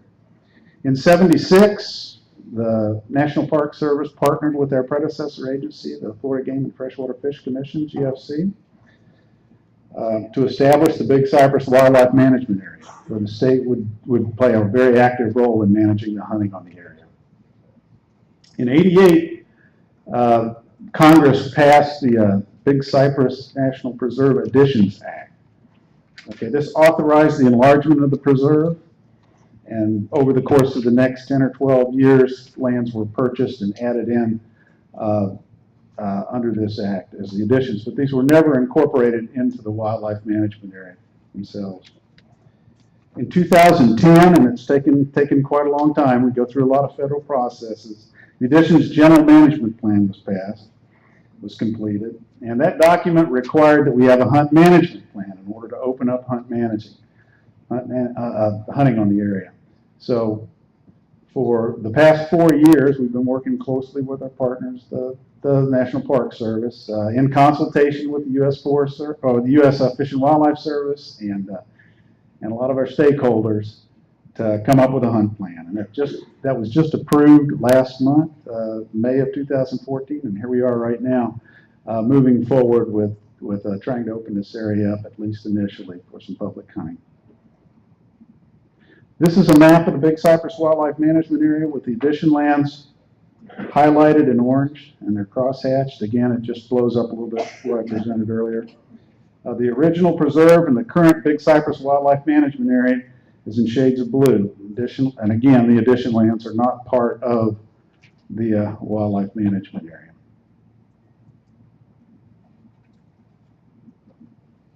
This hunting management plan was a collaborative process for managing hunting on the area. It calls for the Park Service, Fish and Wildlife Commission, and consulting with our other federal partners and state partners and stakeholders to meet annually and regulate hunting and come up with recommendations for regulating hunting on the property. We're going to be reviewing survey and harvest data on a regular basis and consider any potential management actions that could possibly be taken. Our staff was heavily involved in the development of this. We had representatives from our deer management program, from the panther team. Daryl Land was involved. From our wildlife management area staff were there, and law enforcement. So it was a very collaborative effort, and I want to thank all those folks for their participation. The ultimate goal is to maintain a viable hunting program with sustainable harvest while taking into consideration those other species and the national treasures that exist on the Big Cypress that are not hunted. This is the current hunt framework for the majority of the preserve. Primarily, the Bear Island unit. They have an archery, muzzleloading gun, a general gun, small game season, and a spring turkey season. Some of the popular species, of course, are the white-tailed deer, turkey, some small game, and migratory birds. We do have quota permits on the Bear Island unit during the first 9 days of muzzleloading and general gun season, and on the Turner River unit. What the plan calls for is the addition lands, the addition unit, to actually mirror what's happening over on the Bear Island unit as far as the hunt format goes. So one of the issues that we've had is the dispersal of hunters and being able to access the area. We don't understand that we're still in the process of working out vehicular access to the area for all RVs. But currently, just to get the ball rolling, we're proposing to have some walk-in hunting. Initially, it was only going to be from the 1 mile marker, from mile marker 63. Now we've expanded that to mile marker 51, mile marker 63, and just recently we were able to work with the Water Management District and get a little more access up the L28 Interceptor levee to disperse hunters a little bit up there. But all hunting on the addition unit will be walk-in hunting only. Because of the issues with parking and concerns about harvest and a lot of the issues that went along with that, we've restricted the initial hunts can be very conservative. It's a buck-only hunt as far as white-tailed deer. Quota of 30 per season. No quotas for small game, so anybody can go in there during small game season. And the hunting regulations, again, would be similar to the Bear Island unit.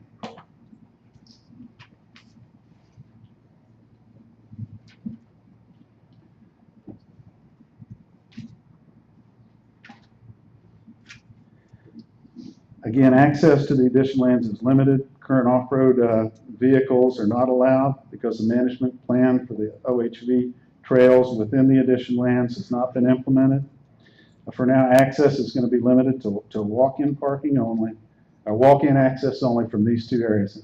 And they've both just been completed and updated. We hope to have the mile marker 63 rest area open for this fall. It may be a limited archery season because of our meeting in September. We won't be able to pass this and get it implemented until probably the end of archery season. But hopefully mile marker 63 will be open, mile marker 51 will be open.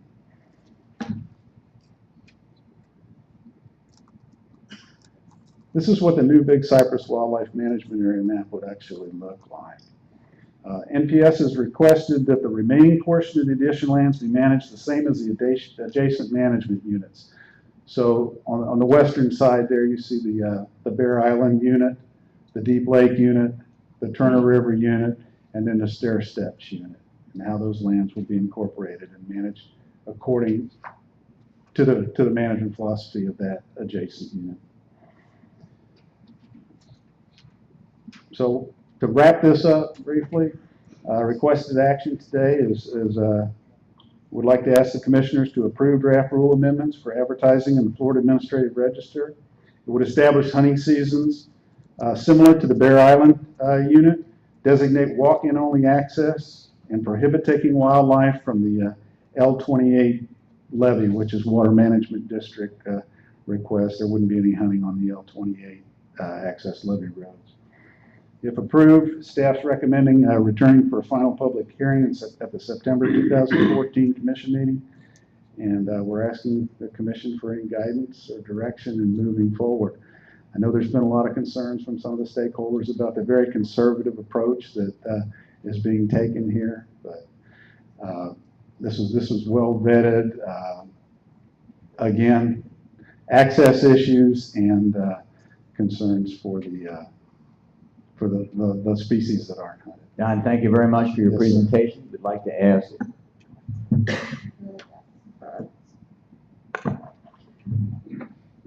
Don, what would it take to increase from the 30 permit holders, the quota of 30 in the future? We're going to have to work with the Fish and Wildlife Service because of their concerns over the Florida panther, but I'm thinking we need some harvest data first. This is predicated upon looking at the data. We're developing a new survey protocol for whitetail deer in this area, which will be taking place this year. So I think within the next year or two, we should be able to go back and revisit that and up the quotas. Okay, that's a very good question. And maybe we could ask our director, Nick Wiley, to expand on that. Well, from a bigger picture to step back, first off, I'd like to just take a minute to recognize what a monumental step this is, just to get, after I see faces in the crowd, people who have worked so many years, so hard, just to get this to this point. And I want to thank them and celebrate with them and our partners at the Park Service, J.D. Lee, and I'm glad you're here. This and Don, staff, all the work, the heart that's gone into this. Commissioners, I know you know because you've heard it from stakeholders. And those of you who've been on the commission for a while have heard it over and over. And so I just want to take a moment to just realize that we're on the threshold of a really, really important step, and that reflects a lot of work over a long period of time, a lot of people. And with the point about what it will take to expand hunting opportunities, we realize we're starting out from very conservative, but we will be very much involved in collecting the information and data to support expanding opportunities. And on top, I also wanted to note, and I don't want to get ahead of you, Commissioner Pretty, that the access issue, that's an ongoing process that I really believe that some of the things the Park Service are doing to enhance access and parking is going to come to play fairly soon and really allow us to provide more access, better access. Yeah, I'm not sure about, the parking capabilities of those areas. I mean, I drive by and I see what the rest areas look like. I'm not familiar with that levee in particular, but I mean, even if you had to have a tram, that the hunters got on the tram and took them down to the end, or something that prevented every single vehicle from having to travel. Yeah, I mean, there's ways to overcome the access issues, I think. And if I may, with JD, Superintendent Ramos, I need to make sure we mention him too, because we've been talking about those kind of ideas and how we can kind of accelerate the access process and still keep things moving forward. The other point that I wanted to make is this: as we all know, it's really frustrating, the process. One thing I've learned through this is the process is tough and timely, but it's essential to make sure once we get to the end of the journey that we're at a place that'll stand up and it'll hold up, and that's where the due diligence has been going into this. But Commissioner, we're going to do everything we can to try to help find ways to get that parking issue and ultimately our desire is to have access for vehicular access, because the plan did call for trails that would be open to vehicular access, and so we're heading down that path as well. Yeah, I may be able to answer a few. When you look at the timelines, the additional lands come in 1988. Okay, it's been a long time. This is a great day to celebrate. A long time.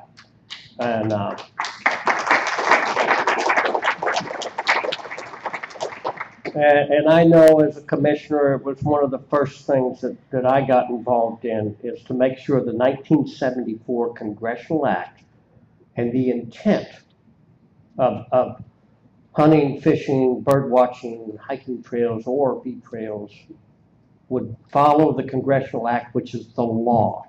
And I do want to compliment JD and Pedro that I've worked with for 7 years as a commissioner. They've had a great task in the Park Service to treat the Big Cypress Preserve as a preserve, not a national park. And I compliment y'all over time, and that we have accomplished that, and look forward to sustainable access and enjoyment to the people of Florida and the world. Sustainable, with all the intent where we have traditional culture as per the Congressional Act. So this is a great step forward. I want to ask, got two questions here. Small game.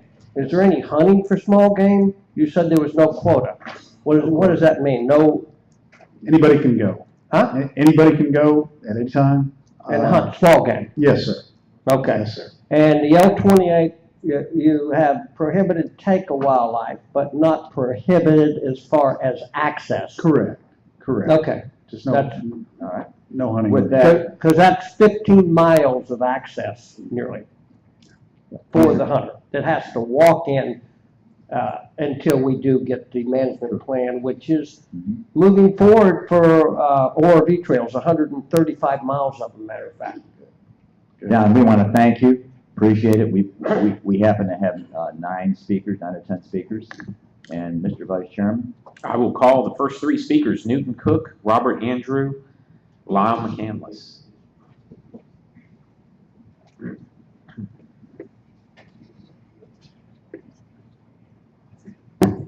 I just want to congratulate the staff for doing what has been considered impossible for probably close to 30 years. There are people here who have worked on this so many decades, and I just feel honored to know those people, because it has just been an incredible story of harassment and grief from different sides. I have not been one to blame the people from the feds. They are caught in the middle on this. No matter what they do, they're damned to do, damned to don't. And they have to walk such a fine line to follow regulations. But I cannot tell you how much it's appreciated by some of these folks who have spent most of their lives trying to see someone out there hunting on their addition lands. And just thank y'all very much for the effort that you made that looks like it's going to happen. Thank you. Newton, thank you. And this just really reflects a huge amount of effort. And our next speaker? And as we come up, it's just, I think there's so many in the audience that recognize, finally, we've got a step and we allow people in. And it's taken years, and I thank you. Please. Commissioners, Mr. Wiley, thank you for coming, or letting me allow to be here. My name is Bob Andrew. I'm president of Southwest Florida Outdoorsman Association here in Punta Gorda, Fort Myers area. I know Nick's going to be glad to get me off his case on this one because I've been aggravating him for the last 14 years about this. And all I want to say is I hunted the addition land from 1966 until they run me out. In fact, I snuck in and back off L28 for 2 or 3 years after they run me out, but that's beside the point. And I'm proud to see that we're this far. That's not an area that you can hunt by foot very far, because especially I hunted south of the alley. The hammocks, the hardwoods are so far apart that you couldn't walk and drag something that far. Looking forward to some roads, trails, more access. I thank God that y'all did as much as you do, and keep up the good work, because we're behind you 100%. Thank you so much. Thank you. Lyle McCandless is up next, and Lyle's going to be followed by Todd Hallman, Pete Cautious, and Byron Meharry. For the record again, my name is Lyle McCandless. I'm here today representing myself individually as president of Big Cypress Sportsman's Alliance and as a member of the FWC DemTag group.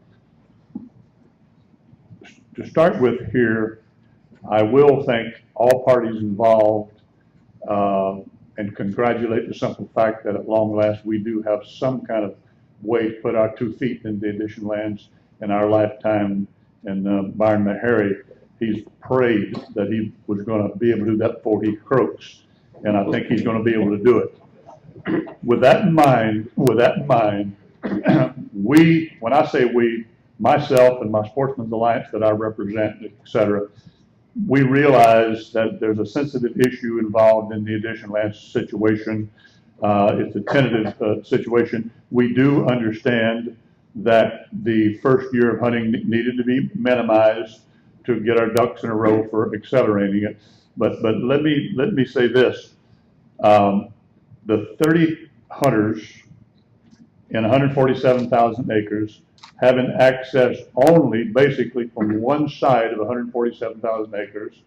And then so I made a proposal to Pedro Ramos a few weeks ago as follows. I suggested that we have the new parking area to Tieback Canal. We have the 63-mile marker parking area. There is a grade that runs north from the 63-mile rest area parking area, runs all the way to the north boundary of the addition lands north of the alley. That is a fully improved lime rock grade you could run a Corvette on at half speed. And my suggestion was that Pedro see if he couldn't justify to help this first step here in allowing the hunters not to take their swamp buggies in there, but to set up a situation where that Nobles grade could be used temporarily for the people to drive in. It goes like 7-8 miles all the way to the end of the addition lands. There's a grass airstrip at the end would accommodate the hunters. So to me, that would let the hunters have some kind of lane up the center of the area to have more reasonable disbursement. And the fact that if I understand it right, the water management's allowing people to access via the L28 canal north of the alley. That runs up there for miles. So my point was that when you talk about not enough parking area to accommodate the hunters, I mean, I made a comment, you could park 1,000 cars on either side of that L28 canal. It's all lime rocked, and then people could walk either direction from there. So again, the people I represent, we've agreed to be basically in a cooperative mood, but at this point, we're looking at this being ruled on in September meeting. So rather than rock the boat and cause an undue problem, which I don't want to be part of, I would encourage the commission to research this possibility that my Sportsman's Alliance put on the table of creating some access up Nobles grade. That's basically all we're asking for. and to be able to and then to be able to add possibility of adding some additional hunters to the 30 that's currently discussed, due to the fact that would establish and go a long ways in erasing the parking problem. All righty, Lyle, thank you. Much appreciate your comments. Thank you. Our next speaker. Thank you. Next up is Todd Hallman. We support staff, want to thank staff and U.S. Fish and Wildlife, the Park Service, and all the stakeholders. It's been 26 years, 1988, and I don't know, this seems like it's kind of moving too fast or something, you know. But God, thank you. I understand the 30 quotas. I appreciate Commissioner Freddy's concern about that. I mean, I look at 147,000 acres and 30 permits. It's like opening up Lake Okeechobee for fishing, but you know, you can only fish off the bridge, you know. So anyway, we've got to take small steps. At least we got something going, and hopefully Byron will be able to get in there and do his thing. So, right. Thank you. These are great comments, and as Todd just said, it's a first step, and it's a huge step. Next up, Pete. Pete Guages on behalf of Audubon of the Western Everglades. Congratulations. I'm fully convinced that public support is dependent upon public access. If it's fee simple, if it's county lands, if it's easements, if we want to have public money going into further acquisitions and management and good science, we need public access. Audubon is fully supportive of this proposal, and I think we're being able to see that people have an opportunity to recreate on the lands that we have acquired is vital for us to have the continued support we need in order to expand the programs. Thank you very much. Pete, thank you very much for your succinct comments, and it's great support from Audubon. Great point, too. Well said and great point. Byron Meharry, you're up next, and then Byron's going to be followed by John Rozier and then Christian Mogelbang. First of all, I'd like to thank Dr. Cornier for his hard work and his staff on this, because I know it's been a long time in coming. He had this plan basically put together several years ago, but we're just now able to implement it. I don't want to be negative, but you know, I'm going to, the whole story about we'll have to wait and see. I'll believe we're in there hunting when my foot steps over the line in there, because there's a few months between now and hunting season. I would answer Commissioner Pretty's question a little differently than Don Cornier about the number of permits and that type of thing. Yes, it's 147,000 acres, but you've only got limited access walk-in points. Years ago, when Fish Eating Creek got opened up as a management, well, as a revised management area, it was open for a long time under old rules. The 20 permits permitted in there, I said, why not? You know, why not? We have such, it's a lot of acreage, but the same thing occurs. You've got to walk into the creek. You have no vehicular access. It's 12 miles from Ingram's Crossing back to Palmdale. But you can only go in there at Palmdale, walk up the creek however far you can go. So the 30 is probably appropriate for the limited access that we have. Folks, denied access is denied outdoor recreation. And that's what we have here. I've spent a good bit of my time over the last 15 years working on the addition lands. And it's just a shame that, and for edification for some of the newer commissioners, of the 147,000 acres, there's a lot of it that's designated as wilderness. Definition of wilderness, untrammeled by man. They drill for oil. They've had hunting leases in there. They've run cattle on it. They've had airstrips in there. I don't think that meets the criteria, and that's been our position. Another big chunk of it is outdoor primitive. From my standpoint, that has the same restrictions on it. You cannot ride a bicycle because it calls for no mechanized conveyance. You cannot legally ride a bicycle, even if it were open, through the backcountry primitive or through the wilderness designation, which takes up the majority of the 147,000 acres. So this is almost a toenail in the water, and that's about it. But I applaud everyone for carrying this forward and getting us to where we are. We just need to keep at it, and if we have designated corridors, if we have secondary trails off of that can get us to the various points of designation. That's what we need to do. I have hunted the addition lands as far back as 1957. The first year I completed my swamp buggy that I still run. And we hunted up there, and it was not even the big cypress preserve was in effect until 74.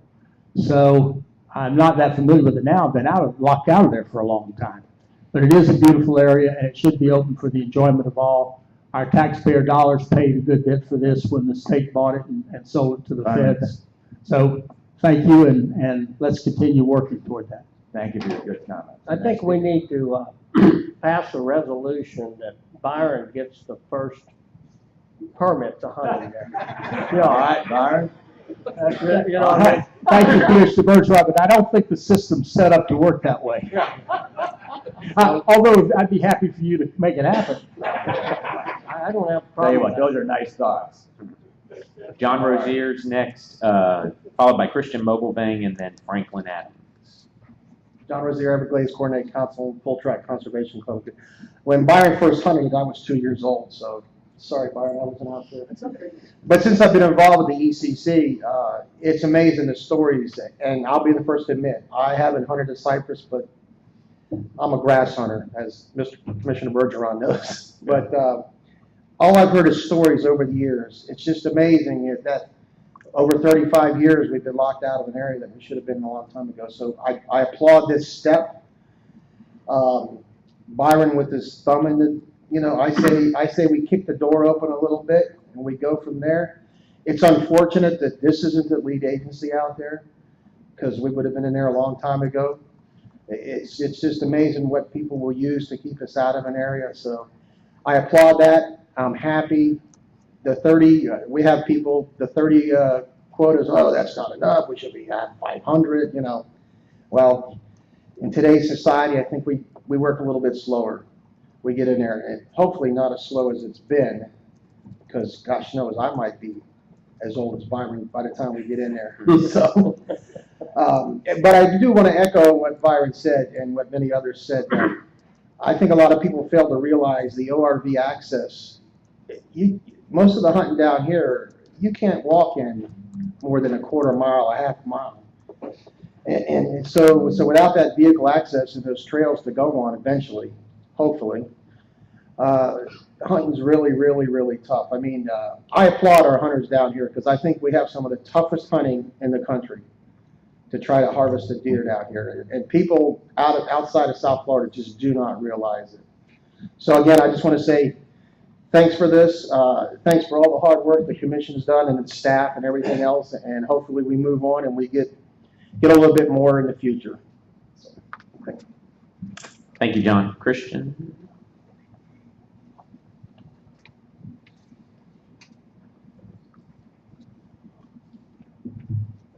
Christian Mobilvang. I'm 74 years old, and I've been hunting in there way back. Been in Collier County for over 40 years. And the one thing that I miss most of all is access by motor. And when I went in the first few times, there were just animals everywhere, squirrels, quail. Oh, what happened to the quail? None of the thing that exists then exists now. And there is one big difference in that back then the fuel had lead in it.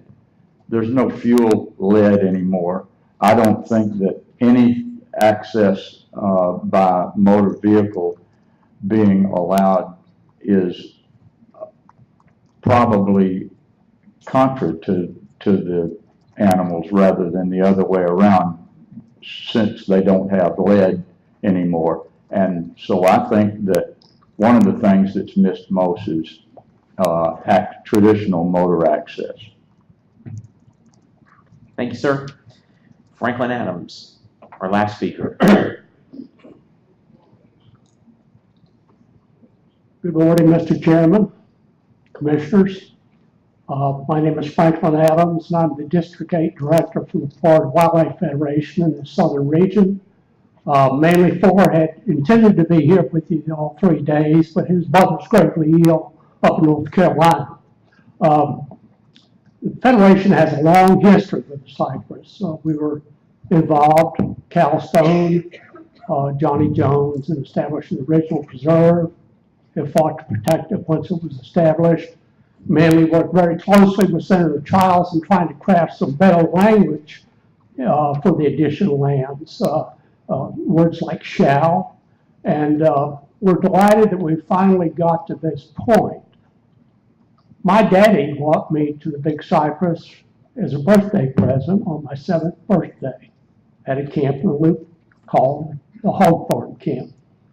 That one trip, I became hard bitten. I've been going back at every opportunity since then. You know, in all fairness to the National Park Service, and I could talk for several days about problems with the National Park Service. I mean, I tried to work with every one of their superintendents over the years, and the first person that they had there wasn't even a superintendent. He was called a manager, and he was under Everglades National Park. They didn't have a hydrologist. They had no law enforcement. And the biggest problem was, it's been said, this is the first national preserve established in the country. It was a compromise between the hunters and the conservationists and everybody. There was no operator's manual. There was no guidebook for the National Park Service to use to manage this property. And so it's been a long and grievous, tedious, frustrating experience for a lot of us. I'm delighted to say, though, that, you know, today, this morning, that someone once said the journey of 1,000 miles starts with the first step. Well, this is the first step, I hope. And I hope that, like Byron, I'll be able to get up there and ride my buggy in the additional lands before, you know, I'm pushing up grass. But it's been a long wait. I compliment the commission. I want to thank Pedro Ramos and J.D. Lee. When they came here, they were a breath of fresh air. As far as management, I want to compliment the commission. It's been a tedious, long process, but on working with the National Park Service, and I think we're seeing a little daylight north of Interstate 75. But you know, and Pete Quash's point, I've found this to be very, very true in recent years. If people can't access an area, if they can't hunt it, they can't enjoy it, they can't experience it, they don't love it, they don't have the roots. And so you don't have a constituency there. So thank you again. Thank you, Franklin. Thank you, very well said. Yeah. Franklin, we're going to add you into that first 32. We have one more. Come on up. Hi, my name is Wayne Jenkins. I signed up to speak on this, or I thought I did, unless I got it You're wrong. good. Go ahead. Okay, thank you. I just start with, I'm from Naples, Florida. I'm president of the Collier Sportsman Conservation Club, and I also sit on the Off-Road Vehicle Advisory Committee for the Big Cypress. And I just couldn't let this pass without getting to say my 2 cents this morning. You don't know how this makes you feel to know that back in 1988, these lands, the agreement was signed to, it was actually a land swap. The Collier family to end up with this land. And the promise was back at that time that within 3 years we'd be hunting on that site. It's 26 years later. You don't know what an accomplishment it is to see you and your staff, the Park Service, JD, for this to finally happen, because as the joke was with Byron, I also have made the comment many times that I don't believe I'd be alive to see hunting on these additional lands. Fortunately, I'm not near as old as Byron, so there's still an opportunity. But of course, I envision traditional hunting, which includes using a buggy in the Everglades. So I'm still hoping for that, but I think we're getting closer. And I'd just like to say thank you so much for all that you've done so far. Lyle made an excellent suggestion, and I will certainly work with Lyle and the Park Service on seeing if we can do anything to extend this middle road, Nobles Grade, up through, so that we could have some more quotas on this. And I understand it's a baby step. We're going easy. But I just think with 147,000 acres, there should be more than 30 permits on it. And again, I'm not criticizing. I'm thankful for what we do have. Thank you. I do have one question, but I think it was kind of answered in regards to travel up the L28 as a way to disperse up there, and hearing other conversations, but I'm assuming this is going to be street legal vehicles going up to sale 28, as opposed to an ORV at this time. Okay, thank you for that. All right, thank you so much for your work, and I appreciate it. Good. We'd like to thank everybody for the comments this morning, because it really reflects a huge step forward, and it's been painful and difficult, and certainly Commissioner Bergeron recognized the entire history, Commissioner Priddy as well. They're both right here, and we just all therefore very much appreciate this huge step. And with that, Commissioners, we need a motion to approve staff's recommendation as presented.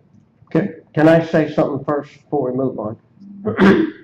I first of all want to thank all the stakeholders that's been involved in this way before I was even a commissioner, all the way back to 1974. A lot of them are here: Franklin Adams, Byron, and Lyle. And you know, it's interesting that not only are we stepping forward to honor the Congressional Act in the first preserve in America, we're also honoring the traditional culture that's inside that Congressional Act. And I want to thank the Park Service again. It's been a long journey for JD and Pedro to have the Park Service understand this is the first preserve in America. Very, very difficult, and I sit with y'all for many, many years to establish this. I look forward to working with Commissioner Priddy for the success of all of this. And I want to assure the Audubons and our environmental groups that we're going to monitor a sustainable hunt as we move forward. The most important thing to hunters is conservation and longevity, and protection of the environment comes first. And the balance of the food chain where there's no impacts to the panther as we proceed forward, or any other endangered species inside the Big Cypress Preserve. So this is really a great day, and I am looking forward. The other thing is there is a management plan that's went through. It was challenged, and it's moving forward, which we had to do a NEPA in order to end up with about, I think, 135 miles of trails for access. And looking forward, because you cannot access this without ORV trails and properly. The other thing I'd like to work with Commissioner Priddy on with the stakeholders is Noble's Grade connects to the school bus trail, connects to Jones's Grade, which does provide access, and really it's actually a road. It's not an impact to a wetland. It's actually a road that was built into that area many, many years ago. So we should be able to work something out to have maybe a little better access. I look forward to working with you, JD, on that. So it's a great day for the Big Cypress. And a great sense of history, I think, for all of us. And I must say that I share your same views. Our family, frankly, way back with the Colliers, we were able to contribute a significant amount of land to the Big Cypress federal government. I remember walking out in these lands ages ago. So this is a tremendous step. Tough to get into. I remember going out with it, but they're just tremendous habitat. With this, I'd like to ask all of us. I make a motion to approve staff's recommendation. Commissioner Bergeron, Commissioner Priddy, all in favor? Aye. So moved. All right, ladies and gentlemen, our next item, I'd like to ask Brad Gruber. Brad? Brad is with the Division of Habitat and Species Conservation. Will now report on a proposal to consider the establishment of a new critical wildlife area around a 2-acre spoil island in the Indian River Lagoon in Martin County. the island called MC2, called Bird Island. Brad. Morning, Mr. Chairman, Commissioners, Mr. Wiley. As you all know, critical wildlife areas are established by the agency to protect important congregations of wildlife from human disturbance in some portion of their life cycle. Many species of wildlife are very vulnerable to this kind of disturbance, particularly shorebirds, seabirds, and wading birds. And sometimes this disturbance can cause these species to abandon high-quality habitat that they need for their survival. At the February 2013 Commission meeting, he delegated to the Executive Director the authority to make CWA reestablishments with minor changes or to disestablish critical wildlife areas. But the creation of a new critical wildlife area still requires Commission approval, and that's why I'm before you today. We currently have 18 active critical wildlife areas in the state, which are managed for nesting and wintering shorebirds, wading birds, gopher tortoises, and bats. We have 4 additional critical wildlife areas that are currently in the process of being disestablished. But the last time a new critical wildlife area was established was in 1994. And it was the Little Estero Island Critical Wildlife Area, which is just about 10 to 15 miles from here. Martin County Spoil Island number 2, which is often referred to as MC2, but is locally known as Bird Island, is one of 7 spoil islands in Martin County that was created when the Atlantic Intercoastal Waterway was created. In 1964, the state of Florida dedicated MC2, 3 other spoil islands, to Martin County for the purposes of public recreation and the preservation of wildlife. And the county became the management authority for these islands.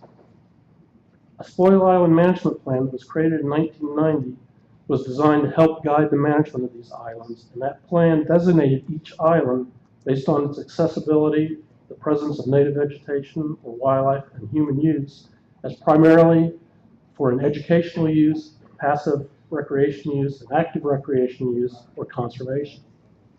MC2 was designated for conservation, and this designation was reaffirmed in a 2000 update to the Spoil Island Management Plan. MC2 is located in the Indian River Lagoon near the town of Swells Point and is about 2 acres in size. We're not quite sure when birds actually started using MC2, but by 1976 it was a major rookery and a major roosting area.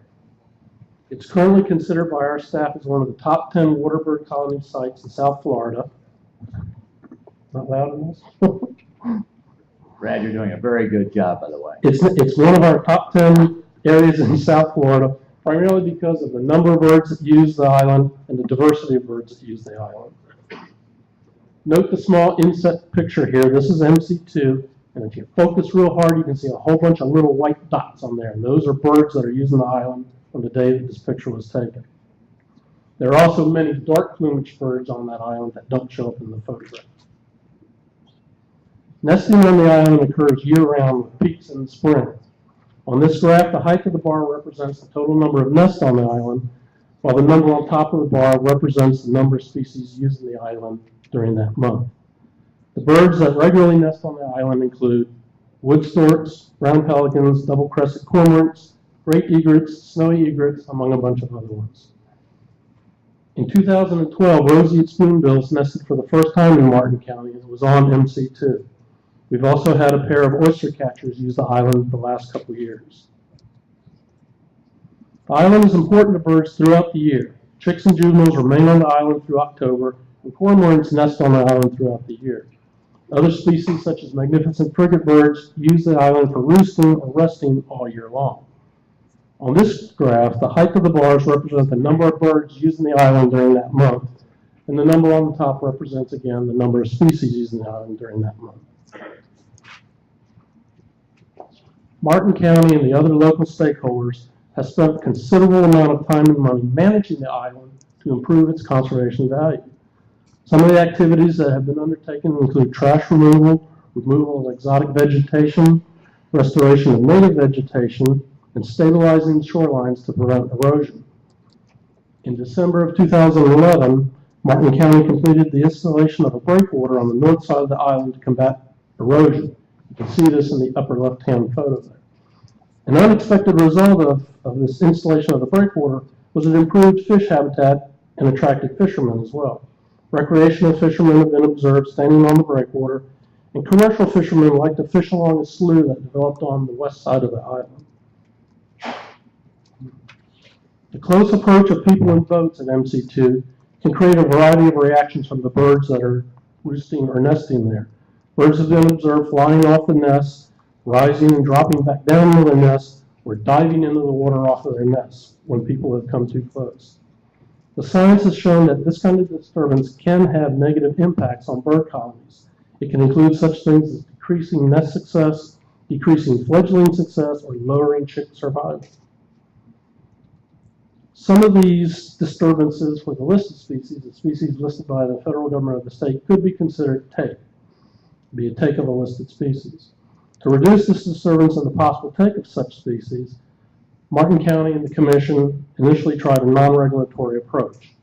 Educational signs that explain a little bit about what happens when disturbance occurs, but don't include any enforceable restrictions, have been installed around the island since the 1990s.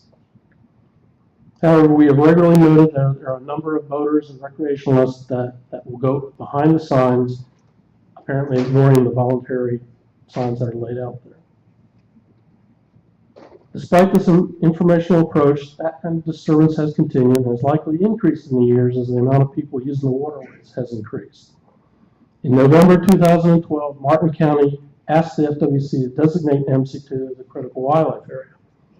They noted that in their proposal that research and our species management plans generally recommend a 300-foot buffer for wading bird colonies, but such a buffer wouldn't be possible at MC2 because it would impede upon existing navigational channels. Thus, their proposal included roughly a 150-foot buffer around the island, and it had proposed that both the island and the buffer be closed year-round. There's a lot of support for designating MC2 as a critical wildlife area. Both the county and the commission have received letters and resolutions of support from a number of organizations, including those that you see here, including a small photo book advocating the CWA designation by a group known as the River Kids with a Z. 2 public meetings were held in February 2013 in the city of Stewart. All the attendees that went to these meetings supported protecting the island as a critical wildlife area and the public closure of that island. But 2 stakeholders were opposed to the 150-foot buffer in the water. A local eco-tour operator accesses these waters on the southwest side of the island to show customers her boat and requested that some of the signs be moved inward toward the island a little bit to allow her to operate her boat as she is doing currently. Commercial fishing interests also pointed out that they supported closing the island to public access, but wanted access to that slough that's along the western side of the island. The following month, Martin County and FWC staff met with the fishermen on a couple of different occasions to better figure out what it was that they were looking for. At MC2, they like to approach the island from the south side of the island and motor along the western side of the island, getting extremely close to the island, within 10 or 15 feet of the island, that pushes fish in a slough up to the breakwater where they cast their nets. 2013, in May of that month, staff went out with the fishermen on the water to see how they fished along the MC2, and they also went out with the eco-tour operator to better explore her concerns about where the boundaries were going to be. In March of this year, Tallahassee staff, including myself and Jim Estes from Marine Fisheries Management, visited MC2 with the fishermen to better understand how they were fishing around the island. We also took part in the final stakeholder meeting, which occurred the next day. Recall that the eco-tour operator's primary concern was with the location of the posted area boundary and the operation of her vessel. We believe that one of the boundary signs can be moved inward to about 96 feet from the island that will allow her to turn her boat around. It has to do with the depth of the water. I'm not much of a boater myself. I found it extremely amazing how these people with boats can navigate around this area where there are all sorts of shallows and sloughs. And she needs some deep water to be able to get her boat in and get it turned around. But we believe that moving the location of the signs I've indicated on there will allow that to happen. Fishermen's primary concern was access to the western side of the island so that they could push the fish along that slough to the breakwater. We looked at a number of different possibilities to try to address this concern, including seasonal closures, some sort of monitoring the access to the CWA, or permitting access to the CWA. We discussed these ideas at various times with stakeholders, the county, staff from our marine resources, our law enforcement divisions, and most of our regional directors. We believe that the best compromise from the original proposal is a CWA that has two closure zones, with the island and the breakwater structure being closed year-round, but with that roughly 150-foot water buffer zone only being closed part of the year, being closed from February 1st to July 31st each year. We believe this will provide protection for the birds during the peak of their nesting cycle, but allow some access to that western slope.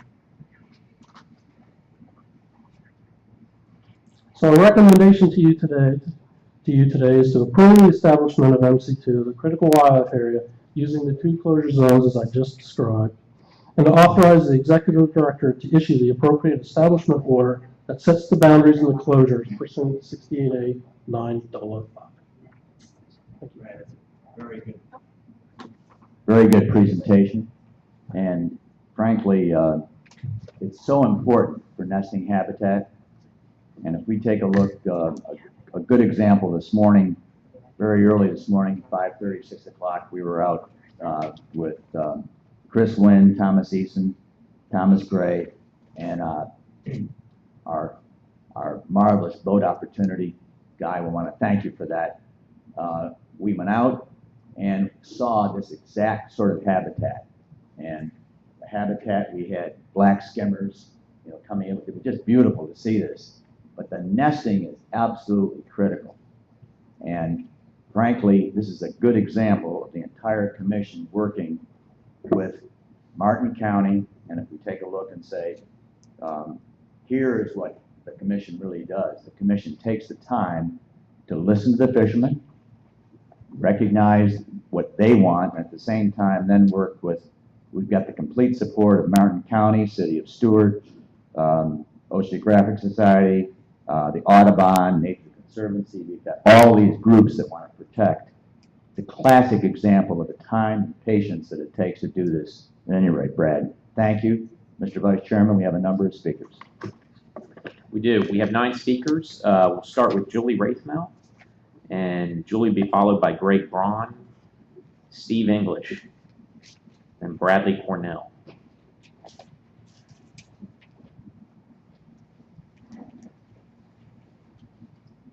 Thank you very much. I'm Julie Rathmel, the Director of Wildlife Conservation for Audubon, Florida.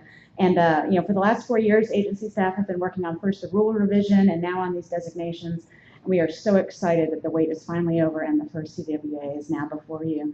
As you know, these CWAs give Florida the ability to protect the wildlife resources that are too sensitive to sustained disturbance by people and are too important to lose. Sometimes that disturbance is accidental, sometimes it's intentional, but to the birds, there's really no difference, and buffers help both of those situations. Regardless of intent, we know that when people approach islands like Bird Island too closely, adults are flushed from nests, leaving eggs and chicks vulnerable to predators, falling from the nest to drown below, and eggs can even cook in the sun. Disturbance can also interrupt courtship and cause roosting, wintering, or migrating birds to flush repeatedly to their detriment. So Audubon encourages you to approve the CWA designation for this state-owned island, but with one adjustment. We actually believe that posting a water buffer around the island for only 6 months of the year, as proposed, is not truly protecting all the island's resources. And let's be clear, the island is intended for conservation. At the time that the Indian River Lagoon's state-owned spoil islands were delegated to local governments for management, there was a spoil island management plan drafted for the lagoon. And this designated some islands for recreation and some for conservation. That plan's compromises set this island aside for conservation, and the local government has been proudly managing it since. They even installed the breakwater that you saw in 2011 to protect that nesting habitat. But only your commission can give the island the buffer that it really needs. The buffer should be year-round because the science tells us that the birds are vulnerable to disturbance on the island year-round. There's birds nesting on the island every month of the year, and it's an important fall and winter roosting and courtship site. The buffer should also be year-round for practical reasons. Variable posting dates make enforcement more complicated, and it also can confuse the public. Boaters see nesting and roosting birds on the island in July, and they're protected by a buffer. Many of those same birds are there then in August, but the protective buffer is gone. What message is that sending? Now, you know better than most that you can't make everyone happy all of the time. And yes, there are a few anglers who enjoy using the recently installed breakwater to catch bait fish and would surely be disappointed by the year-round buffer. The staff have done really a terrific job in engaging and listening to all parties on this, even going out to observe the fishing practices and confirming firsthand the disturbance to the birds. But there's also a huge constituency for these same birds. This is one of the few colony sites to crank out the water birds that we enjoy around the state, and this fuels a nearly $5 billion wildlife viewing industry annually for Florida. Impacting these places is tantamount to eating our seed corn. So I know you're no strangers to making tough decisions, and in fact, working with Audubon, your earliest predecessors had the difficult but noble job of creating the earliest protections for these Everglades wading birds, ending their wholesale slaughter for the millinery trade. Today, let's follow science and continue to afford them the reasonable protections that they need to succeed for generations to come. Please approve this designation with a year-round 150-foot buffer that the staff is recommending for the benefit of people and wildlife both.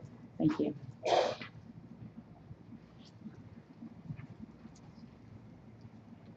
Sorry, my fault. Greg Braun, come on up.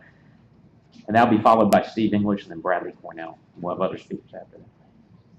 Thank you. Good morning. My name is Greg Braun. I'm a professional ecologist specializing in avian and coastal ecology. I've conducted dozens of bird surveys and habitat restoration and enhancement projects throughout the last several decades. I first visited MC2 back in the 1980s when wood storks first came to that island after they abandoned an inland nesting site. A couple of the projects I've been involved with at MC2 have had indeed impacts to removing exotic species and working with commission staff to help the birds do better at the site. One of the contracts that I had was to monitor birds during the construction of that breakwater that was shown in Brad's pictures there. And it was a very interesting contract, lasted about a year, and brought to light a couple of different things that are of importance to you here. One was indeed that was the first time that we documented the birds were nesting on the island consecutively 12 months out of the year. Before that, we thought it was more of a seasonal use. So there were some good sides like that. Also, the documentation of roseate spoonbills nesting. That was the first time they nested that we documented in Martin County. But that research also documented some downsides, and one of those was the continued disturbance of the birds while they were nesting. In 27% of the surveys that I conducted there was some sort of intentional disturbance of the birds. So I appreciate staff's diligence in working with a variety of the stakeholders. They met with me, and I've been out there with them and with different members of the staff over the years. And I know from what Brad was just showing you, the diagrams there, they're proposing a posted area that is much smaller than what the scientific literature recommends. And I know that they have done that in order to allow the eco-tour operators and the fishermen to get in closer. And although I don't think that's ideal, I think they have come up with a good compromise that's acceptable. I'm going to strongly oppose, though, to the the 6-month prohibition that they've got. I think that needs to be throughout the year. By allowing boaters to come up right to the edge of the vegetation, that's really going to cause a lot of disturbance to the birds. It's a relatively small island, and most of the birds are perching and roosting right there along the shoreline, where they are particularly susceptible to that sort of disturbance. So I do urge your approval of this. It's a big step forward. You haven't designated a CWA in many, many years. I support it, but I hope that you do take the next step and protect the resource by making it a year-round prohibition, staying outside the posted area. Great. Thank you, Greg. Appreciate it. So the only thing you're objecting to is the February 1st to July 31st. That's correct. Yes, You, okay. Thank you. Okay, next up, Steve English. Steve will be followed by Bradley Cornell and then Nancy Beaver. Good morning, Commissioners. I'm Steve English. I represent the commercial fishermen of Martin County. We have been fishing this island area my whole life for over 50 years. We used to gill net, of course. They took those away 20 years ago and give us a cast net. Well, a cast net, covered a little tiny bit of area, and you have to go to numerous spots to catch your fish. This is an important place for us to catch them. We have been fishing this island with cast nets ever since the net ban, fishing it just like we have. The bird populations have thrived. They're thriving with us there. Our impact on this is negative. We have no impact on this island. If it would, then they wouldn't be here in the numbers they are. So there's no need to push us away from it. There's ways we can accomplish us being able to use the island and everybody else and recreational fishermen and everybody without harming these birds or stopping the use of it. I know Martin County has talked about that on this island that this is just the first one they want to do. They're interested in doing 4, 5, 6 more, which is going to impact us and the public and the fishermen even more.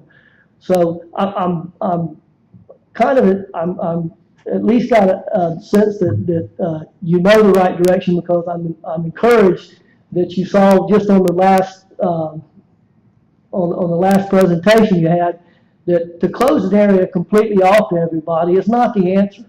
We can have an area, it can thrive for the wildlife, the resource, and the people. Everybody can work together, and we can all work together and come up with reasonable solutions, and everybody can thrive. We took staff on the boat. I was a little discouraged with this. We took 3 trips with staff on the boat, and the Martin County folks, they realized that we were, there was ways we could mitigate, the impact to us and everybody else. And they wanted to move some boundaries and stuff like that. And I took the Fish and Wildlife staff, and I was a little discouraged because we showed them the exact time frame we needed and the exact spots we needed to use and how we could work around that and still not affect the wildlife. And yet they chose to expand the boundary where we needed to be to keep us out even further, and the time frame we needed to be there that's the time frame we want to take away from us. So we're a little discouraged with that. I hope that maybe you would direct staff to work with us a little more, because there are other solutions we can do, not just for us, but for the recreational fishermen, for the people who like to watch birds themselves. And we've been interacting with this thing for 50 years, and they're getting better and better and better. There's no reason to now all of a sudden say, okay, today you can't interact with this like you have been because it's detrimental. It's not detrimental. And I would hope that, you would consider that and maybe at least give staff a little more direction to work with us a little more and see if we can't find a proper solution for everybody, where it's fair to everybody, and the most people have the access. And I thank you. Hold on, Mr. English, we have a question English, for you. if I can ask you a question. If I remember correctly, in the material, there are multiple spoil islands in this area. Yes, there are. Is there anything in particular that makes this area better for your net fishing than others? No, it use other islands and not this one? Well, it's the old saying, and we get this every time, and this is where we as fishermen come from. Not here, somewhere else. Not here, somewhere else. And before long, if we took all those not here, somewhere else, we wouldn't be anywhere. So yes, it's an important place, just like any other place would be. And with cast netting and the way we're limited the way we fish now, you have to go to multiple spots to be able to catch this here and that there, and to add up enough to make your living. That's just the way it is. And this is a particularly good spot for us that we rely on to catch and we catch bait mullets, what we catch here. But when they get there, we have to go there. And as I say, there's ways we can do it and be less stressful on the birds than we have been in the past.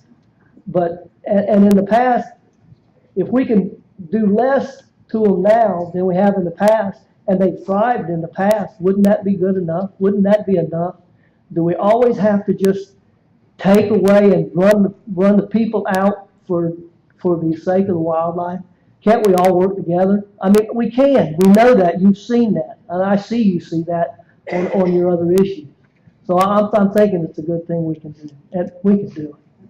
Thank you, Mr. English. Thank you. Next up, Bradley Cornell, followed by Nancy Beaver, and then Jean Hall. Good morning, Mr. Chair and Commissioners, and Mr. Executive Director. It's a pleasure to get to address you today. Thank you for that opportunity. I'm Brad Cornell. I'm here on behalf of Audubon of the Western Everglades and also Audubon of Southwest Florida. Since 2010, I have been the coordinator for the Lee and Collier Shorebird Stewardship programs that train and field volunteers to go to Little Estero Island Critical Wildlife Area and to Big Marco Pass Critical Wildlife Area, two of the most important colony nesting sites for beach nesting birds in the state. So you're familiar with Estero where we went this morning? I am very familiar with that. Yes, you may have seen some of our handiwork out there. And actually, we did. Yes, so it's an amazing place. So, and I thank you very much for going out there. Beautifully done, and the protection is critical. Absolutely, and part of the protection in our job is to make sure that the public who sees 17 acres of a beach closed off and say, what's this all about? Well, when we bring spotting scopes out, when we show them the fuzzy chicks and the productivity of that nesting area, it becomes clear to them, now I understand why you're closing this. It's only a temporary period, 2 or 3 months, and it's for this nesting activity for birds who are all declining throughout the Gulf Coast. So that's our job. But I will tell you that our job will not work if there is no critical wildlife area designation. The critical CWA designation is the foundation which tells the community, it tells us, it tells the public, this is a public resource that is of particular value. It's so important that we're going to actually designate it so, close it when it's necessary, in this case for nesting, and make sure that this is a rallying point. It allows us as volunteers to go out there and share that message with the public. Well, I think we hear you loud and clear, and we want to thank you for your very clear testimony. Thank you. And behind it. Thank you. And so I want to point out that there is a parallel CWA in the ABC Islands off of Marco Island. This is a similar, it's 3 rookery islands that were designated as CWA with closure all year round in the buffer and on the islands. It's very important. We in Audubon had advocated for that for years. Our avian ecologist on our board, Ted Below, has monitored those colonies for many years, for 30 to 40 years. And we know what the impact is of disturbance when boats get too close to those kinds of islands. On that basis, on that knowledge, that's why we recommend that the bird island in Martin County be designated a critical wildlife area and that the buffer area be closed year-round. It's absolutely critical to have that kind of protection for what is essentially a source of birds throughout the Everglades. You know, these birds are really the Florida attraction that is unparalleled in any other place in this country, and that's what many people come to Florida to see. This is where they come from. This is the nesting area and the roosting area. Thank you very much. Thank you, Mr. Cornell. Next, Nancy, come on up. And Nancy will be followed by Jean Hall, and then Deborah Drum. Good morning, Commissioners, and thank you for everything you do and for hearing this today. I'm Captain Nancy Beaver of Sunshine Wildlife Tours and Ocean River Institute. I'm a Florida Coastal Master Naturalist, and I have a certification in wildlife and avian monitoring. I have been conducting ecology tours of the Indian River Lagoon for the last almost 2 decades, and for the last 15 years I've been showing Bird Island.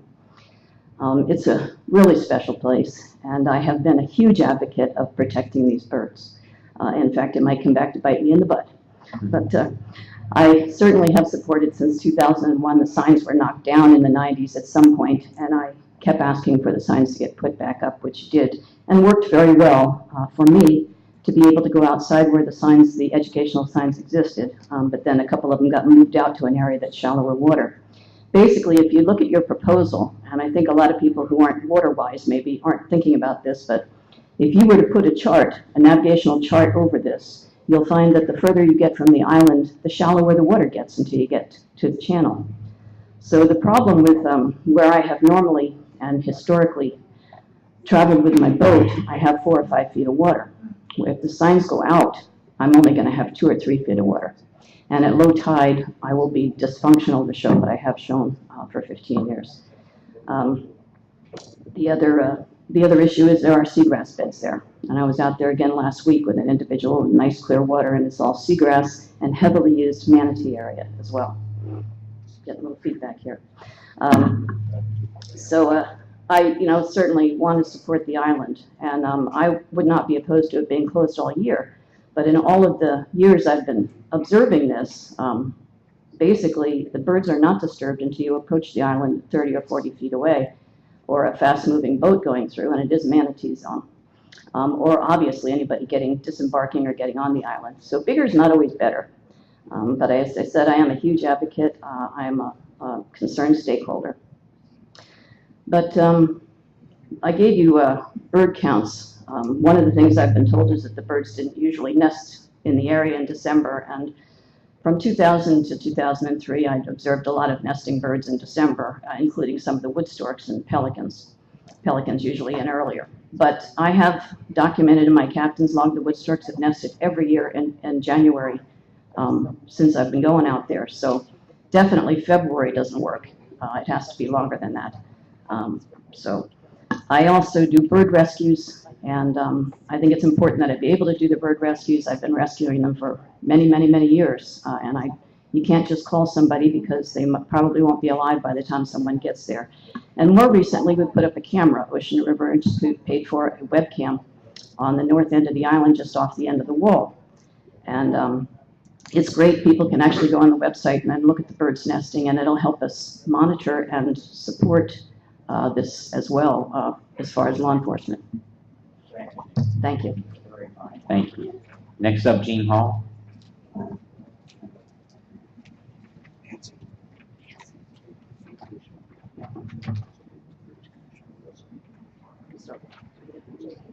All right. Thank you.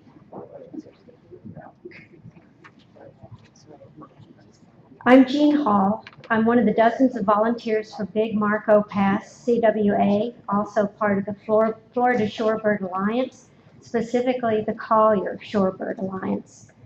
As volunteers, we're trained on nesting shorebird ID and biology and coached in positive public outreach about these amazing birds. I'm also a Florida Shorebird database monitor for a Collier County rooftop. And I want to express how grateful I am for the protection that FWC provides statewide with your CWAs. Because of your work and bird protection, we are blessed with incredible beauty and inspiration all over our state. Although volunteers do much of the weekly monitoring, without your legal protections and restrictions, our efforts will fail. Our last nesting season on Tigertail Beach was very successful. We fledged over 500 black skimmer chicks and over 200 least tern chicks. Our site has become an ecotourism destination because of these birds. Photographers are flocking to the area as well as birders, which is great for the economy, but we do need your protection to limit access during the critical nesting season. The first group of photos that I gave you in the packet are illustrate the challenges that we've had specifically at Big Marco Pass CWA. Crow predation on eggs and chicks has been severe at times, but because of FWC, you guys figured out to put out wooden pallets last year and this year, and it's really helped with the crow predation. The chicks zoom under the pallets for both shade and also when the crows come after them. I also have a photo of dogs on the beach. Dogs are not allowed on the Marco Island beaches ever, year-round, anytime. And boaters continue, even with the signs that you guys have put out. The boaters will come up, let the dogs out, sometimes unleashed, and they have in the past run into colonies and killed chicks. I also included a picture of kiteboarders who will walk the border won't get into the colony, but he'll have his kite right over the colony, which flushes all the birds, all the adults, and they leave the chicks open for predation. And I also included, I'm a photographer, those are my pictures, and I am sorry to say some photographers get much too close and again flush the colony. They'll push right up against your string. The second group of photos are examples of what all of you have accomplished with your critical wildlife areas. I just wanted you to see pictures of black skimmer chicks, least-turned chicks, and Wilson plover chicks. Those were all taken this season out at Big Marco Pass CWA. I'm here to encourage the Commission to continue to establish more CWAs, including Bird Island in Martin County. As a shorebird steward, I see firsthand how important restrictions can be. I support NC2 establishment and think it makes sense to close the island and the buffer year-round for the roosting and the nesting birds. Your protection is critical to these imperiled birds. Every bird counts. Thank you all so much for what you've accomplished and will accomplish in the future. Thank you. Thank you, Jean. Appreciate it. Deborah Drum is up next, and Deborah's going to be followed by Jackie Thurlow-Lipicic and then Gail Campbell.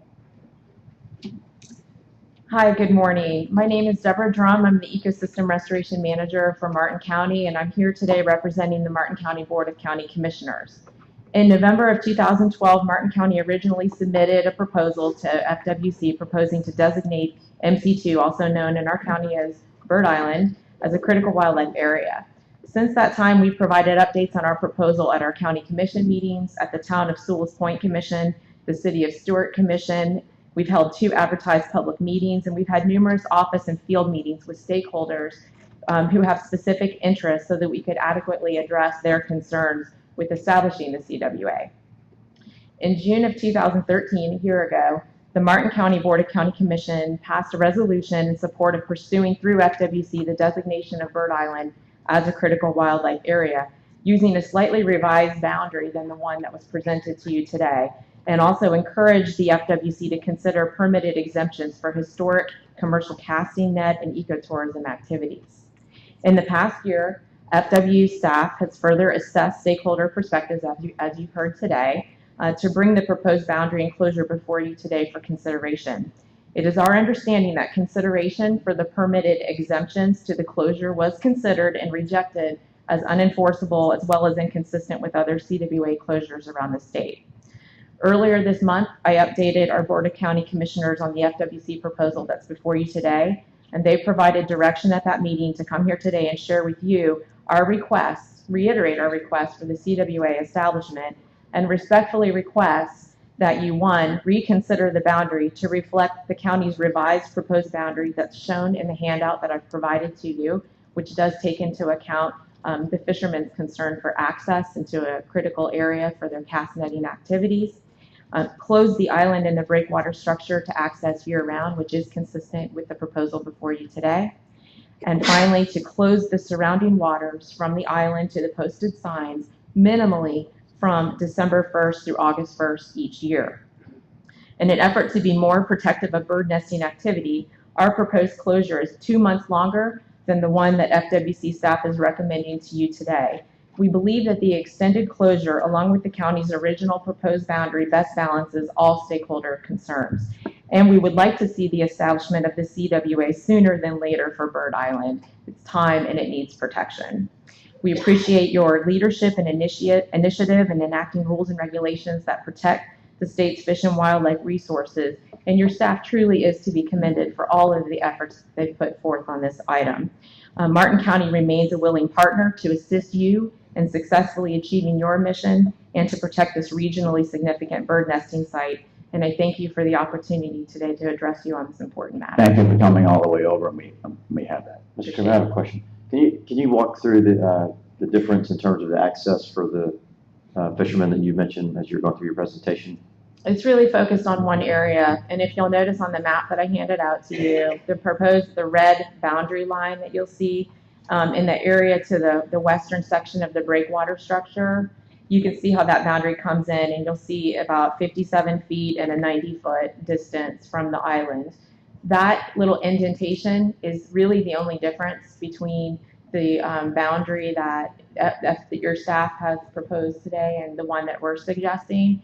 And what that allows is to allow the fishermen to go up to the boundary at that site and cast net into an important area where they get their fish. We've spoken with them about this. They are in support of this boundary. And we also think that the extension of the 2 months closure period will also be more protective during times of more activity, nesting, and just wildlife use of the area. Is there any difference between what your county commission is recommending and what our staff is proposing? Yes, there's a slight difference in the boundary in that area of the western part of the breakwater. So there's a little indentation that comes in to accommodate the needs of the fishermen, to give them access. They would be able even to go up to that boundary during the closure time and at least get some fishing ability during the closure as well. However, we wanted to extend that closure to an 8-month period as opposed to the 6-month that's currently recommended by your staff. If I could ask a follow-up question to that. So on this western point where it comes into 90 feet there near the breakwater. Yes. So you're not really saying that the fishermen would need a special permit, that they would just be able to get close enough to do what they needed to do for their cast netting? That's exactly correct. Okay, but then they would be inside the red line at that point, or they wouldn't? They would not. They would not. So the general public could get that close as well? That's correct. It would be consistent for everybody, both with the closure period as well as the boundary. Okay, could Mr. English come back up perhaps and address if that meets their needs?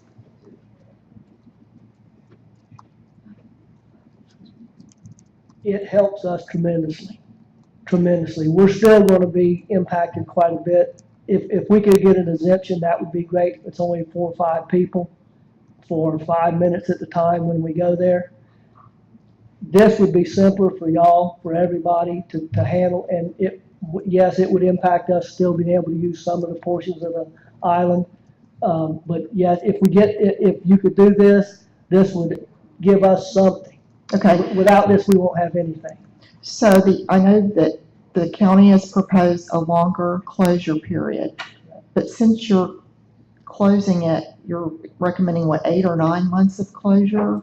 I mean, is closing it year-round really going to make any difference for anyone? I don't understand what that's going to help except. Well, when I brought this to the commission earlier this month, our original proposal was for a year-round closure. That was our original suggestion. When we received the FWC staff recommendation that it was a 6-month closure with the new boundary, they had said that it needs to be minimally 8 months. So we would be in support of a longer closure. That would be entirely fine with us. We're saying minimal 8 months. And Mr. English? Well, the closure is exactly in the time frame that we mainly fish in the spring in that area. So the closure is going to hurt us there. Either way. So, the other 4 months is not going to be any different. I mean, to us. So for your enforcement, you might as well close it for the year. For if you're trying to meet our needs, it's not going to matter. The thing that would help us the most is 3 or 4 exemptions to be able to ease in that area and ease out for that 5-minute period we do. Okay, and without bringing up our law enforcement people, because I know y'all have spoken with them, because this is a pretty irregular boundary, different distances from the shore, is there a concern about being able to post it well enough so that the public knows what those boundaries are? We don't have that concern. The green dots on the map are locations that we have worked with your staff on locating proposed locations to post the area as a closed area. And we think that we can, you'll notice that where the 57 and the 90 foot, there are a couple postings real close there. We feel that by posting the area, it'll be sufficient to enforce. Okay, thank you. Thank you both. Next up, we've got Commissioner Jackie Thurlow-Lipicich. I don't know if I'm saying that last name correctly. From the town of Sewell Point. Welcome. Hello, Chair, Commissioners. My name is Jackie Thurlow Lippish. It's hard to pronounce. Yes, sorry. But no problem at all. I am from the town of Sewell's Point. I'm the former mayor and present commissioner. I've been with the town since 2008. And if you did look at the aerial photograph and saw the peninsula that was out in the water, 400 feet from Bird Island, that's the town of Sewell's Point. So in the town of Sewell's Point, we think we own Bird Island, but we don't. And the people who live around there think they own Bird Island, but they don't. The state owns Bird Island, obviously, and the county manages Bird Island. We are here today, I am here today, for the town of Sewell's Point to say that we support Bird Island designated as a critical wildlife area, however you decide to do that.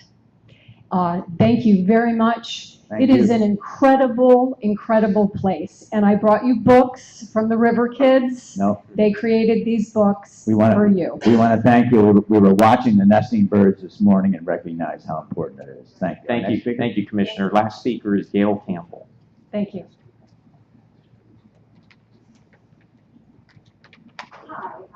I'm a member of, my name is Gail Campbell. I'm a member of the Lee County Bird Patrol and the Shorebird Alliance. We probably spend, most of us, 2 or 3 times a week at these areas, specifically Little Estero Island, where we're now experiencing 200 least-tern nests. We have snowy plover nests, and we have Wilson plover nests, and lots of crows and things coming to try to bother them.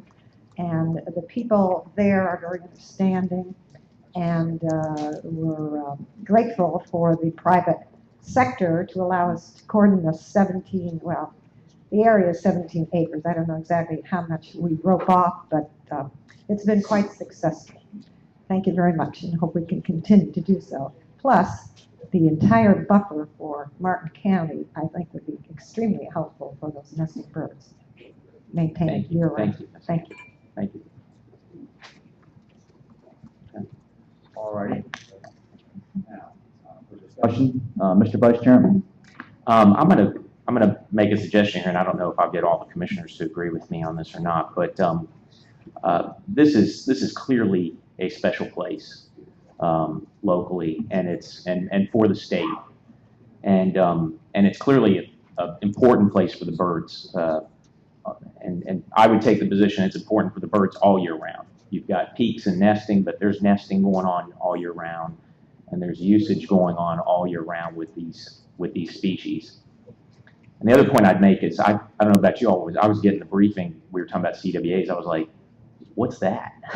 I've been here 10 years, I know Commissioner Corbett 11 years, and we've never seen a critical wildlife area designation come in front of us. This is a big deal when we do it. 1994, I think, was the last time we did this, and I appreciate. I mean, there are all these interests, and everybody's trying to try to accommodate as many as interests as possible. But this, to me, is a little different, and the significance of this area is pretty special. Again, I go back there, and so, I would take the point that if we're going to create a wildlife area, a critical wildlife area, and we're going to do it, let's do it right and let's go big, and not try to kind of carve things and move things and create half measures and whatnot. So, and as it relates to commercial fishing, and I appreciate this, but this breakwater, this was 2011. This breakwater got put in, and that's really the attraction for the bay fishermen is the breakwater feature. So, I mean, this is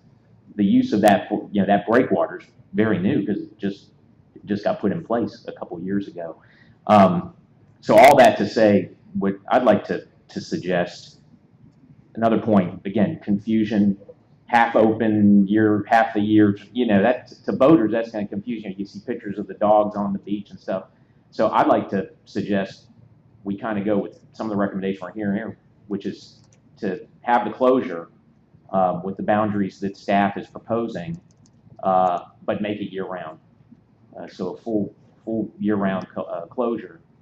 And then I'd also like to suggest if you're gonna designate something kind of special, and I don't know if the locals might push back on this, but MC2 is not exactly the most inspiring name for a critical wildlife area. So I can't imagine, Theodore Roosevelt going to the edge of the Grand Canyon and going, I hereby declare this GC1, So I'd like to suggest we call this the Bird Island Critical Wildlife Area and let the legal documents sort out when you've got to reference MC2, but we ought to designate this formally as Bird Island Critical Wildlife Area, if that works for everybody. So, no.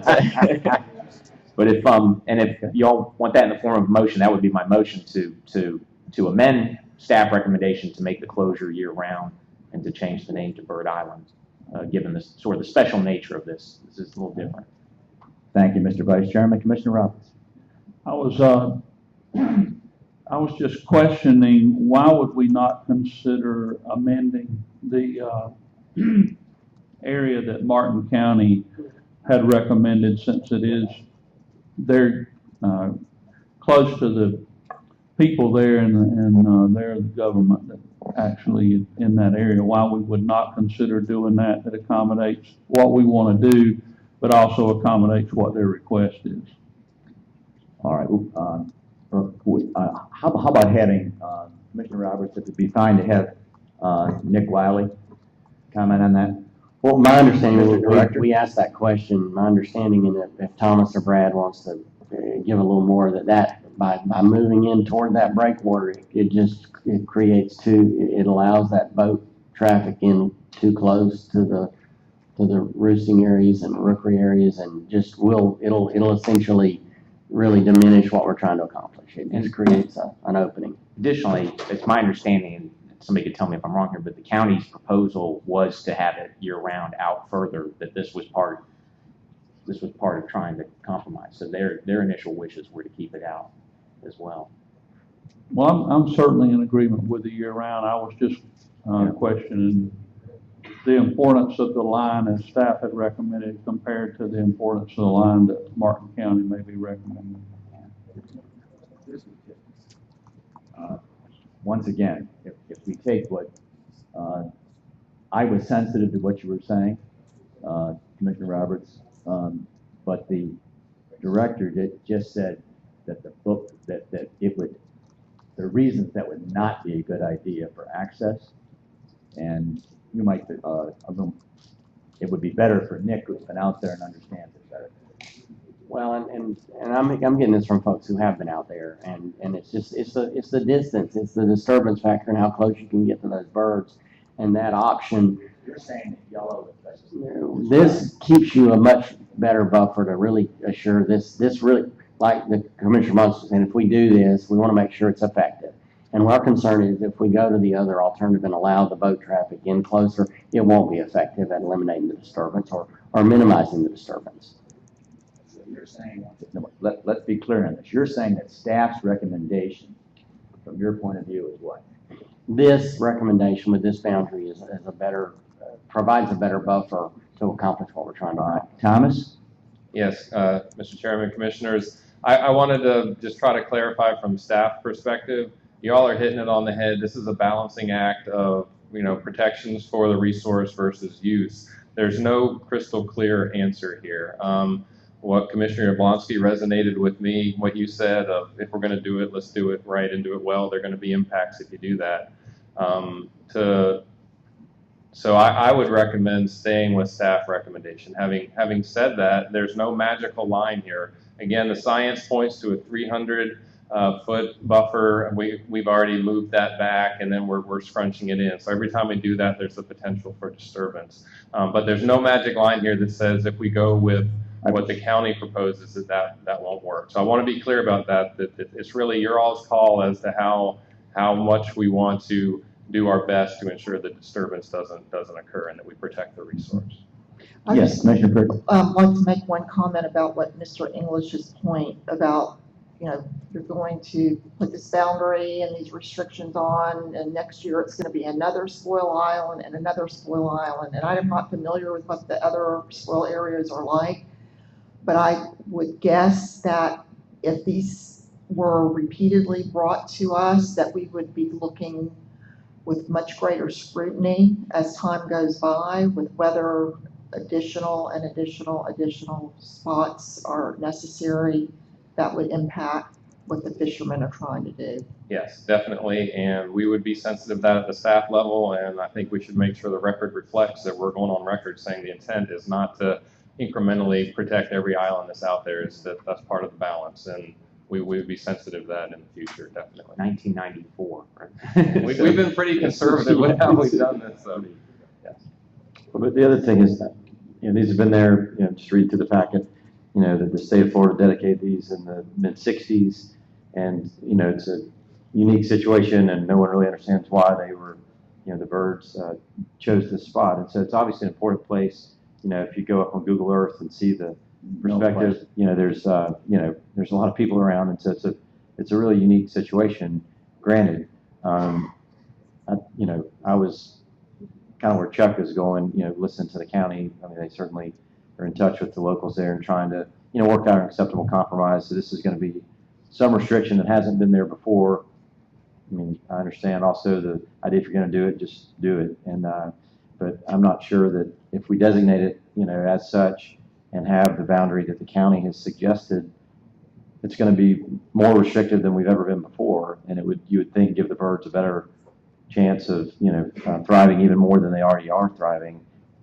And I don't know that there's anything that would prohibit, that would stop us from coming back later. And if it doesn't seem like it's enough, then you can push those boundaries out to where we are now. But whatever, I mean, even if we took the county's approach and went with a year-round model, it's certainly protecting the resource a lot more than we have today. So our view, I think as we're listening here, our view is that we're better off to go ahead and follow staff's recommendation on the line location, and if we need to modify that later, we can do that. But in addition to that, year-round recommendation that I think we will decide, but Brian's modification to leave it year-round. Mr. Chairman. Yes, Chuck. I don't have a problem with Martin County's recommendation here. I think we accomplished an awful lot. That's my personal opinion. They're the local county government, very, very attached to what everyone's trying to accomplish. As far as your rookery, I think it's extremely important this place is protected. Whether it's our boundary or Martin County's boundary, and I think it should be year-round closure. Okay. This seems like a very... I think we've got a consensus that it's year-round, and I think the clarification, and Chuck, I understand this totally, I would be oriented to making it bigger, like Martin County, but I'm hearing that it might be better, and we can have some clarification. Thomas?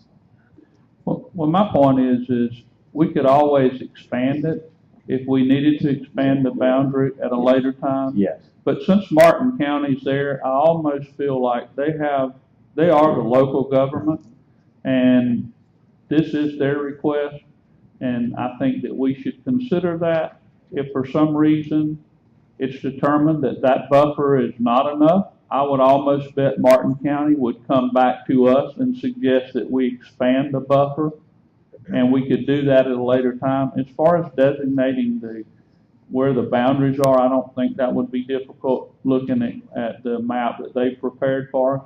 I just want to be sure that we always consider the stakeholders, but in this case, we want to also consider the local government. They are the people that represent the people of Martin County, and I think that's a better opportunity for us. All right, I rather agree with you that there's a motion on the floor, so. I'll second it. Well, hold on, I can Brian, just a motion on the floor. Hold on, we've got a lawyer over here. Let's carefully go ahead and phrase.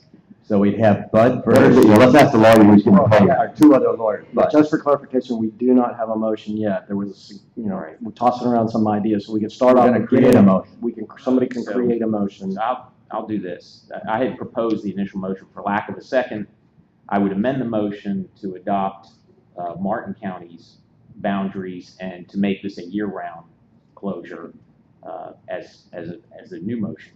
All right. And did you want to Search for include the second. name? Now, Did you want to include the name? the second and motion from. Oh, yes, sorry. In the So- motion to include the name Bird Island and Bird Island Critical Wildlife Management Center. All right. And We have had a motion and a second by Commissioner Roberts. All in favor? Aye. And I must say, this is a great victory. We were out there this morning and just watching the birds and recognizing that the development, that's the intrusion. Thomas, it was a great trip this morning. And frankly, this is a win for Martin County and for us together. Mr. Chairman, if I may. Procedurally? Yep. Yeah, hey, Mr. Chairman, I'd all like to say, I've been to that Marco Pass area that was brought up earlier, and it is absolutely pristine and beautiful. I'm sure, Lisa, you may have been there too. So these are the type areas that we need to be protecting.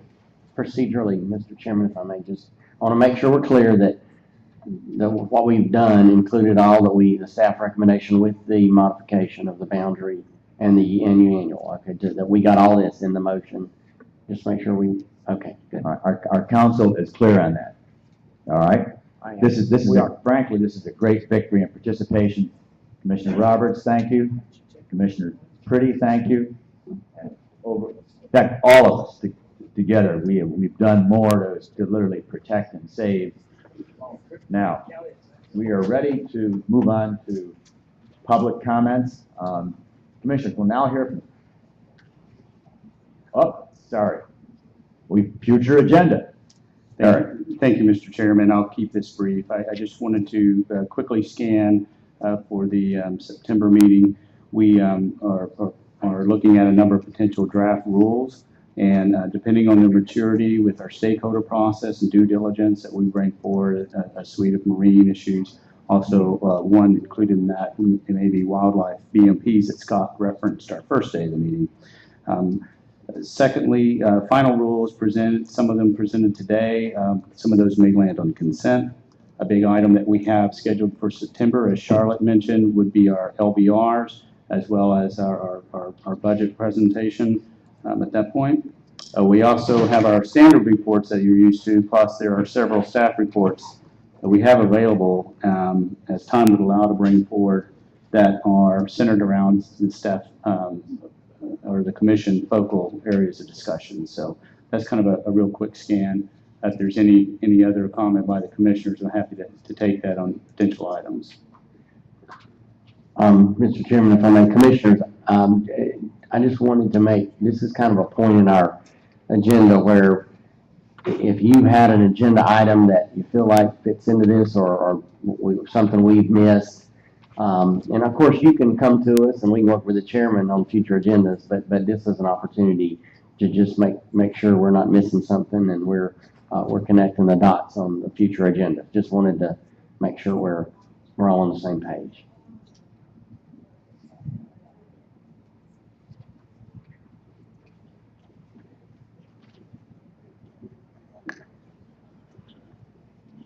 Mr. Vice Chairman. Yes, we That's are. what we have. We have public comment here, and we want to be very careful with everybody here that we stay within our time limits. Our first speaker? First three speakers will be Bill George, Alan Register, and then Phil Walters.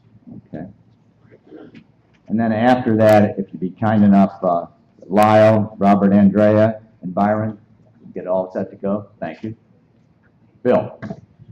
Good afternoon, or I'm not too sure, maybe it's close. Now good afternoon already. All right. I just want to turn around and speak for a moment. Tomorrow's going to be a real hectic day for a lot of us people in the alligator stuff. First come, first served for alligator hunting licenses goes available tomorrow at 10 o'clock. That particular system in History Point has had a lot of issues when it comes to first come, first served. But my biggest concern with it is we changed the way we're going to do the drawing last year after having a lot of problems in the first come, first serve. And we went from a random drawing to first come, first serve. Bill, I think I can help you out with this, if this would be all right. If you would please go to staff. I've been to staff. if I can allocate my time to my comments, I'd appreciate it. Thank Go you. ahead. So they went from a random draw to first come, first serve for the people who already have permits or do not have a permit to get one. And then we go into phase 3 where it was a free-for-all. You turn around and now it went 2 random drawings, and now it's a first come, first serve where people who already have a permit are competing against people who do not have one.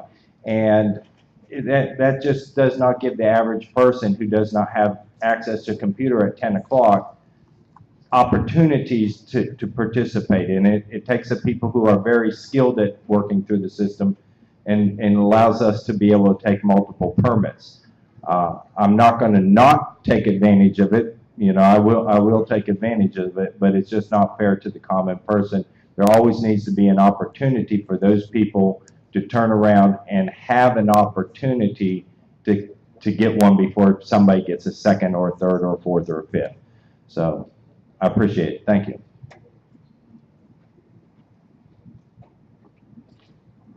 Okay, excuse me, our next speaker is Alan Register. I think Alan left. Alan left. Phil Right. Walters. He left. Phil, are you here? All right. Lyle McCandless. Lyle, we know you're here. And then Robert Andro, followed by Byron Meharry. Now here's a big surprise for you. I've got 3 minutes, but I'm going to take 10 seconds. I just want to state, for any new guests at this meeting, I've said this in the past and I'll say it again. I have the utmost respect forever for this commission. I've been before you for several years here. I can't say enough how much I admire the way you guys listen and pay attention to public input. It's exemplary beyond approach. So with that, I'll hush and yield the rest of my time. Lyle, thank you so much, and that makes us feel damn good. Thank you.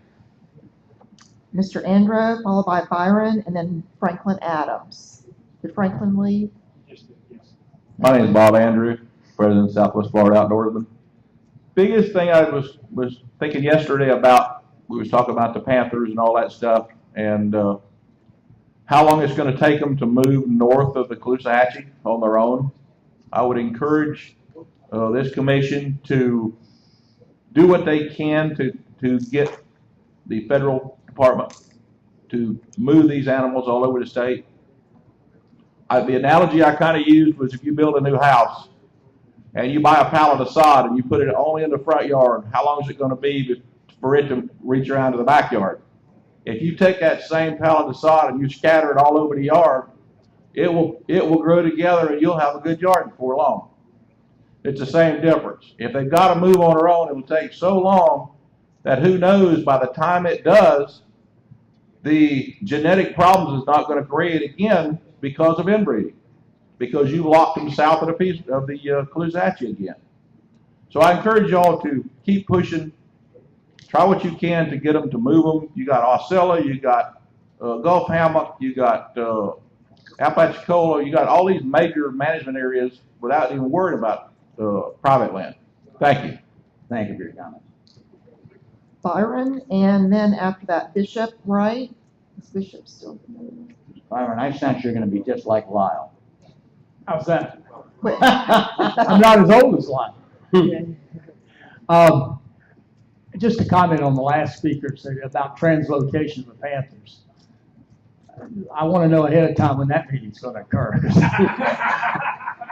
I want to see the controversy that occurs in that meeting. I'm going to be sending you commissioners some stuff, which I have today, but I'd rather send it probably by email. You may have some of it. The subject is CWD, chronic wasting disease. I've spoken on it before. I think most of you know my position that we left the door open a crack when we didn't prohibit the importation of body fluids. And my great concern is once we get this disease, we got it. No way to get rid of it, no way to treat it, 100% fatal. And I know it's hard to enforce the importation of body fluids, but folks, let me tell you, if it happens, I'd rather have a law prohibiting it and no law prohibiting it, because when the deer farmers want to breed up their big rack deer for quality deer management, that's the way to do it now that you have prohibited, and thank you for doing that, the importation of live servants. But I have such concern about getting it imported for the long, and to certify a northern herd or certify body fluids CWD free, as Dr. Fisher said last year in Lakeland, it has a long period to germinate before they can actually test for it. So I'd like you to just think about that. I'll be sending you some material, and I know you all do the right thing. Thank you. Yeah, I think we established that Bishop wasn't here. Bishop, you're here, okay? And then Todd Hallman is after that. I just want to fill you all in on a great project we did in the Everglades on Earth Day, April 26th. Duke University had 2 test sites that were probably as big as this room we're in today, just full of planks. For 20 years out there, they tested water samples in the Everglades.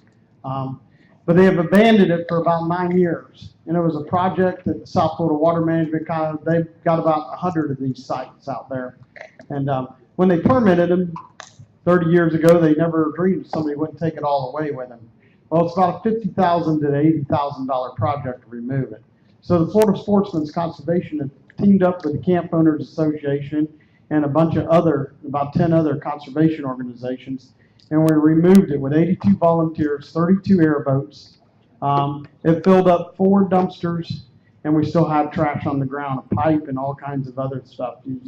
It's unbelievable. I'll send the commissioners some pictures of it and some video of it. But I just want to tell you that we're making a difference in the Everglades in a lot of ways, and y'all are too, with the surf and the seep and everything else we got going, and Ronnie working on the high water. So there is hope down south, and thank you very much for the opportunity to speak. Thank you, Bishop. Next up, Todd Hallman. Todd's going to be followed by Pete Cautious and Newton Cook, and then John Rozier. Commissioner Todd Hallman, Florida Sportsman Conservation Association again. We've got some issues down south. I've talked to Mr. Wiley about it. Got with the colonel there today and dealing with some law enforcement. I'm sorry I missed the budget there yesterday, but we need some help on the inland side with money. We need some more officers there. We've got some disrespectful people that like to use our public land and want to go in there and party, and then they want to leave all their trash behind. And we've done 2 cleanups in there in the past 3 months, and we'll probably go in there tomorrow and do it. So law enforcement's doing what they can do with what they have, but they're kind of forced with 7 officers in that area to cover 4 management areas over 100,000 acres spread over 2 counties. So anything that the commissioners can do to help in this, we definitely need some help. And I know I know how the process worked there. 5 years ago, we saved a lot of jobs, and that money has to be used on the marine side, but I think we forgot about the wood side there, and we really need some help in there, and we'll look forward. I know we're going to try to work with some legislation. Director Wiley told me there's some stuff going on with legislation, trying to get some more money in there and get some more officers like that. I know there's 50 of them coming through training, another 50 getting ready to start. So, but I think we need to increase some fines, which we'll probably have to do through the legislation. We've got some off-road issues in there. People come in and just, go through a closed area and start mudding and tearing stuff up. So one of the issues that we're going to have to deal with is maybe make all registered vehicles in that area when hunting season's not into effect. And that fine right there for doing that's $50. So you take somebody with a $60,000 buggy or $20,000 four-wheeler, and you fine them $50. It's kind of a joke, So we need some penalties. We need some help. So I appreciate it. Thank you, and have a good afternoon. Thank you. Thank you, Todd. Pete? Pete Cautious on behalf of the Stuck Foundation and Audubon of the Western Everglades. I'll try and match Lyle for brevity. This has been a great meeting. I think your responsiveness to the stakeholders and to the public is remarkable and admirable. My organizations follow your lead. Good policy is based on good science. That policy is then implemented with good projects that are reasonable and affordable. I look forward to participating with you in the future Particularly, we need to resolve the issues of what we do about the restoration of the Everglades, and at the same time manage it so we can have maximum benefits for the public, for our economy, and for the wildlife. Thank you very much. Pete, we have to thank you because you should be our spokesperson. You are articulate and you're right to the point. And we thank you. Thank you again, Commissioners. Great meeting as usual. And I ditto the fact that you guys are the people most approachable of all the agencies I deal with. I want to thank Diane and Jamie Ferguson for, again, and yourselves as commissioners for supporting the United Waterfowl FWC Waterfowl Summit this August. You do contribute. I will say the Everglades Foundation is also a very large sponsor, the largest, and they deserve a lot of credit for this event. It's going to be August 14, 15 at the Ocala Hilton, where it always is. The 14th that evening is a game dinner, and on the 15th is the meeting, starts around 8 o'clock. I just got a buzz. You talk about Everglades. Lieutenant Colonel Greco, who is the Corps of Engineers lead for all the Everglades restoration work, is going to be a speaker right after lunch, it looks like. So we have first-class 100% scientific and engineering speakers who speak to Everglades and all restoration conservation of wetlands in Florida. It is directed towards staff. That's why it's so important that you guys support your biologists and your staff. I'd love to have each of you there, but I'll take one staff for each of you guys, believe it or not, because that's who it's for. The networking and the education and the learning of the staff. When you put a biologist from the Water Management District next to a biologist from the U.S. Fish and Wildlife Service next to a biologist from the FWC, you get a lot of inner work there. And we like that. And we have about 200 show. About 100 and 120 of our staff. The other 80 are leaders, politicians, whatever. But that's who it's for. It's free. It doesn't cost anybody anything. The water management districts don't have any money for people to travel. It's free.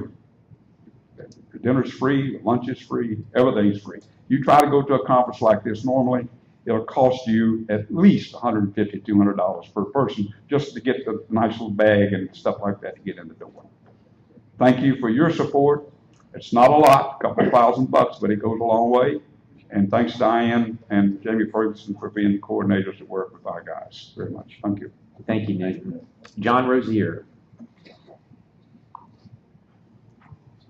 I guess last but not least, first of all, I just want to comment that I just finished up a job in the Everglades with a contractor planting trees, and we planted like 1,000 trees on 3 islands. So you guys need to promote that more, because I tell you, most of the people out South Florida don't even know that you guys have been doing that since the 90s.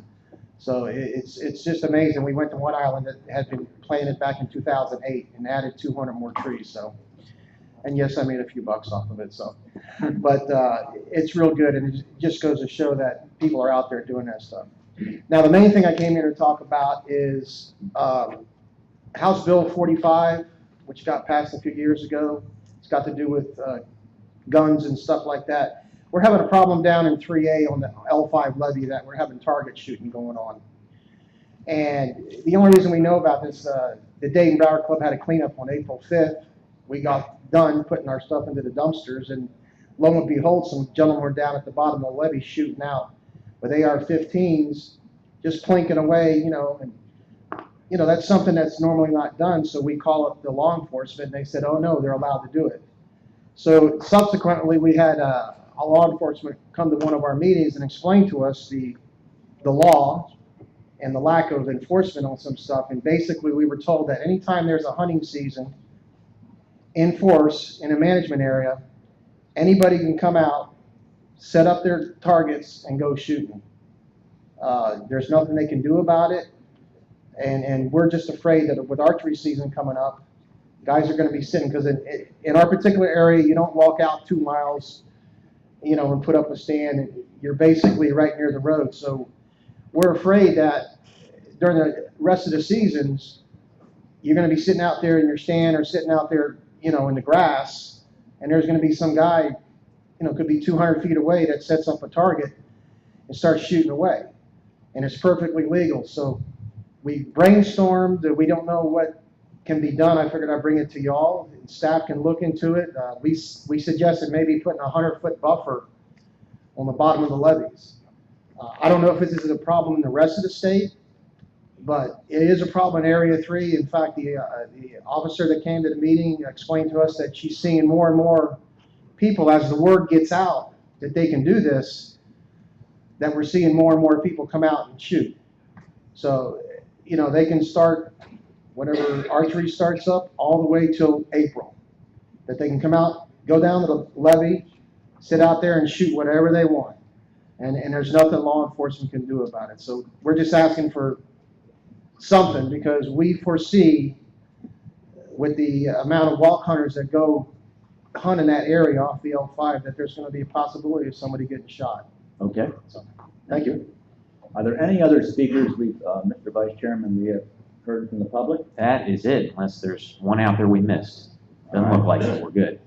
All right. With that, we conclude the speakers.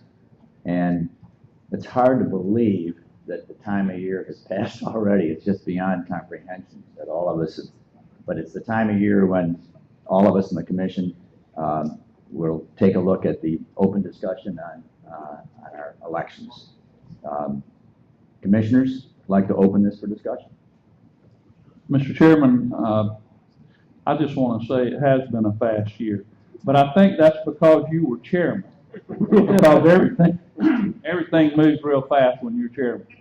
So, but I also think it's been a good year, and I like the fact that we have an attorney who can help keep you in line and sit close to you. So I would like to make a motion that for the next year, we keep Commissioner Corbett as chairman and Commissioner Jablonski as vice chairman.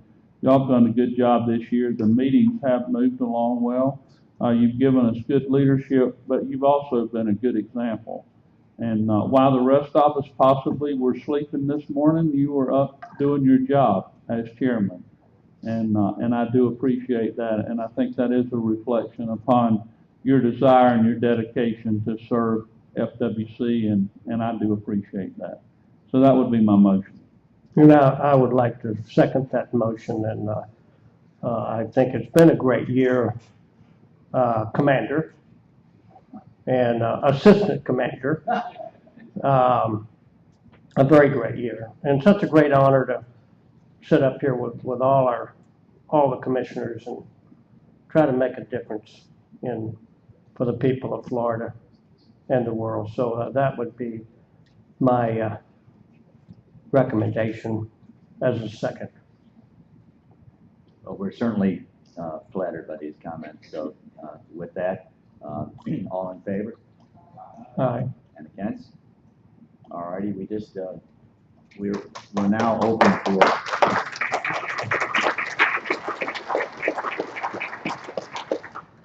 thank you. Well, it's really been a marvelous opportunity, I think, for all of us, just to listen to the way the commission, and it's especially true here, the way, what we've heard, how our commission can reach out, and the super job that the staff and, frankly, our leaders here, Nick and Eric, it's really outstanding. And all of us, we've probably got the best gang. We've been around a while here, good Lord, over a decade, and we've got, the governor's made some outstanding appointments. And we really have as strong a commission as I can remember, and this is the third term and been here over a long time. And frankly, with that, Mr. Vice Chairman, if you care to comment. I want to thank you, Chair, and I want to thank the other commissioners really for the honor of continuing to serve in this capacity. And it is a high honor. Chairman Corbett is a is a revved up Porsche, driving down the road, and I get to play the role of guardrail to make sure he stays on the asphalt every so often. So it's a tough job, but Dan, I'll do it again if you want me to. That's why we need these lawyers. But one of the neat things is the strategic, really looking out where we're going to be in the state for all of us. It just helps us take our vote and look way, way out and say, what's this state going to look like, and how should we as a commission? And it's been a little bit laborious. I know, I shouldn't say laborious, but it's taken extra time. And I'm going to thank all of us for taking the time to look out. Any other commissioners that would like to blend in? Lisa, you're fine? Okay. All right. So really, this concludes our. There are not any other comments. I don't know whether there's. Because we are wrapping up. We've actually moved with it. I love this. We have moved with our red Porsche pretty quickly. We're really ready to conclude. If there's any other comments, please share them. Well, thanks for another good meeting, Mr. Chairman. I'll just tell you that, getting some context for these issues, having only been on the commission for a little over a year, hearing today there's an issue out here that, a lot of people in this room have worked on for 26 years, and to see that come to fruition is, just kind of eye-opening for me. And we're dealing with, lots of different tough issues all over the state. The one that's, near and dear to the folks up in my neck of the woods is the red snapper issue. And I can just tell you that I hope that we were able to solve that problem in a little less than 26 more years, because that'd be 2040 by my calculations. And but no, it's been a good meeting, and every time we do get together, it's just it's still overwhelming to me, just the vast array of issues that we deal with, and how diverse the state is, and all the different things that we're charged with trying to do our best on. But thanks to everybody for being here for the past 3 days, and that's all I've got. I'd like to especially thank Commissioner Purdy, because the amount of time spent is enormously impressive, and the care for detail, concern for listening to stakeholders. And thank you, by the way, I think from all of us, you and your husband, you've been so gracious since we've been here. Thank you.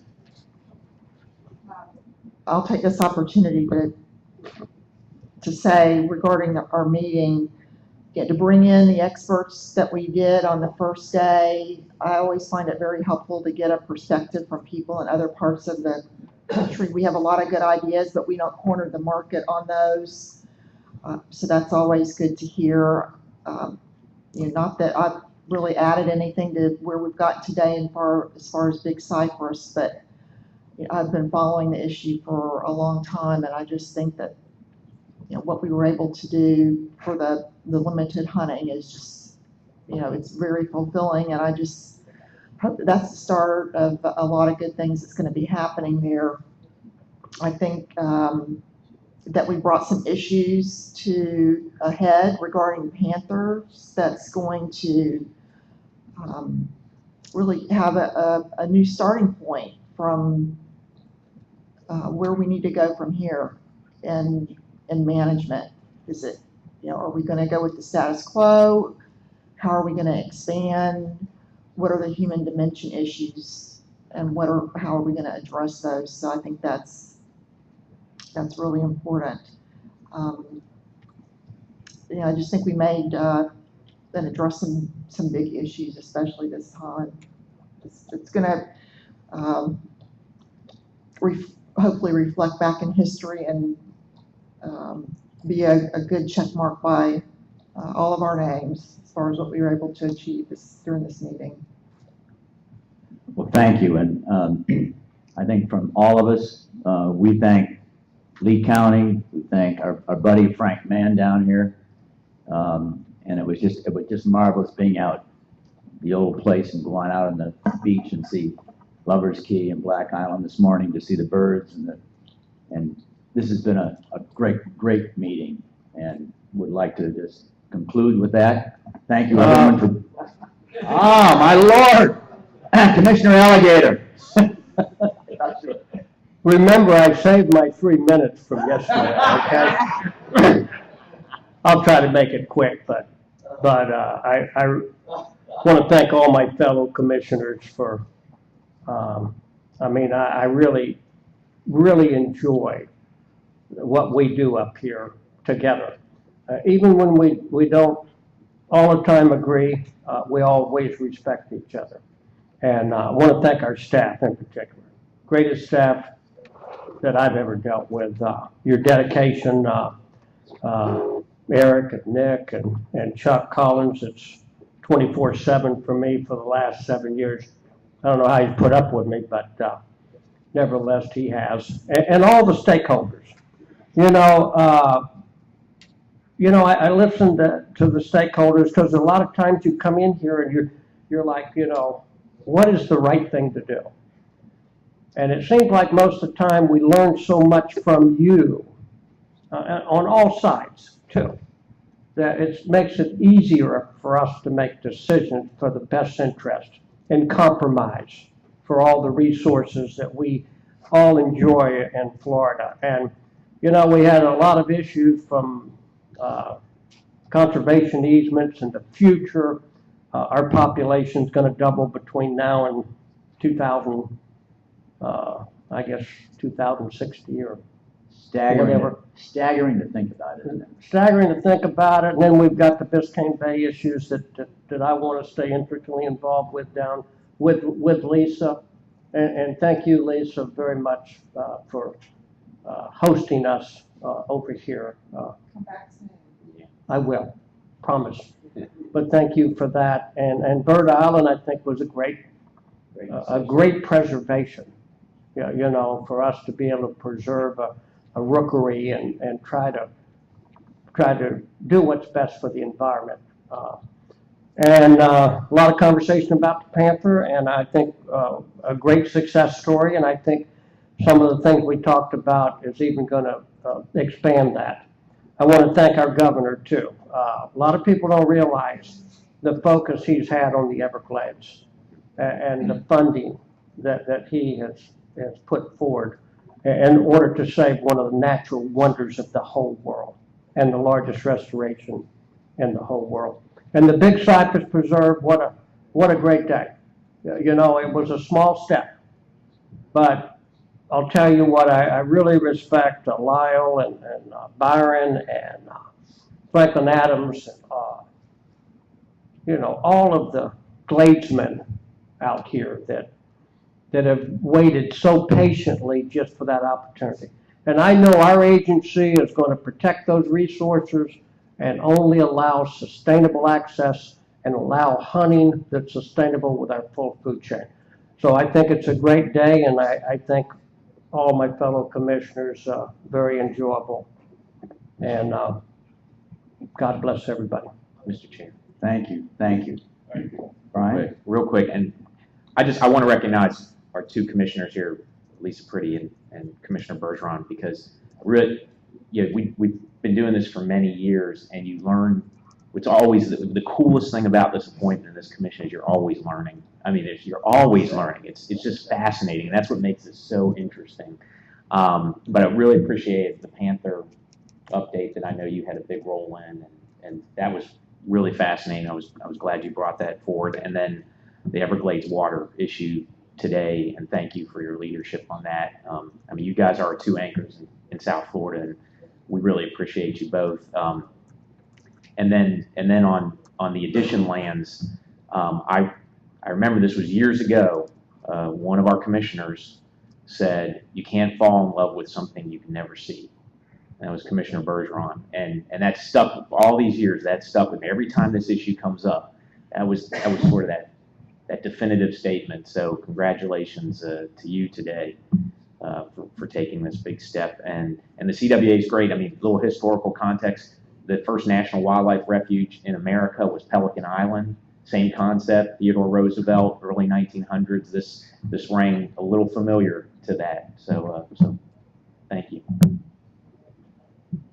This really concludes our whole get-together. And once again, I'd like to thank each and every commissioner taking the time. And this is a good example. We've had 3 days here. We came in and we had the outside speakers, and we got a marvelous open discussion on these issues that we're looking way out. And Nick You've gotten the two gyms in from Oregon and Montana.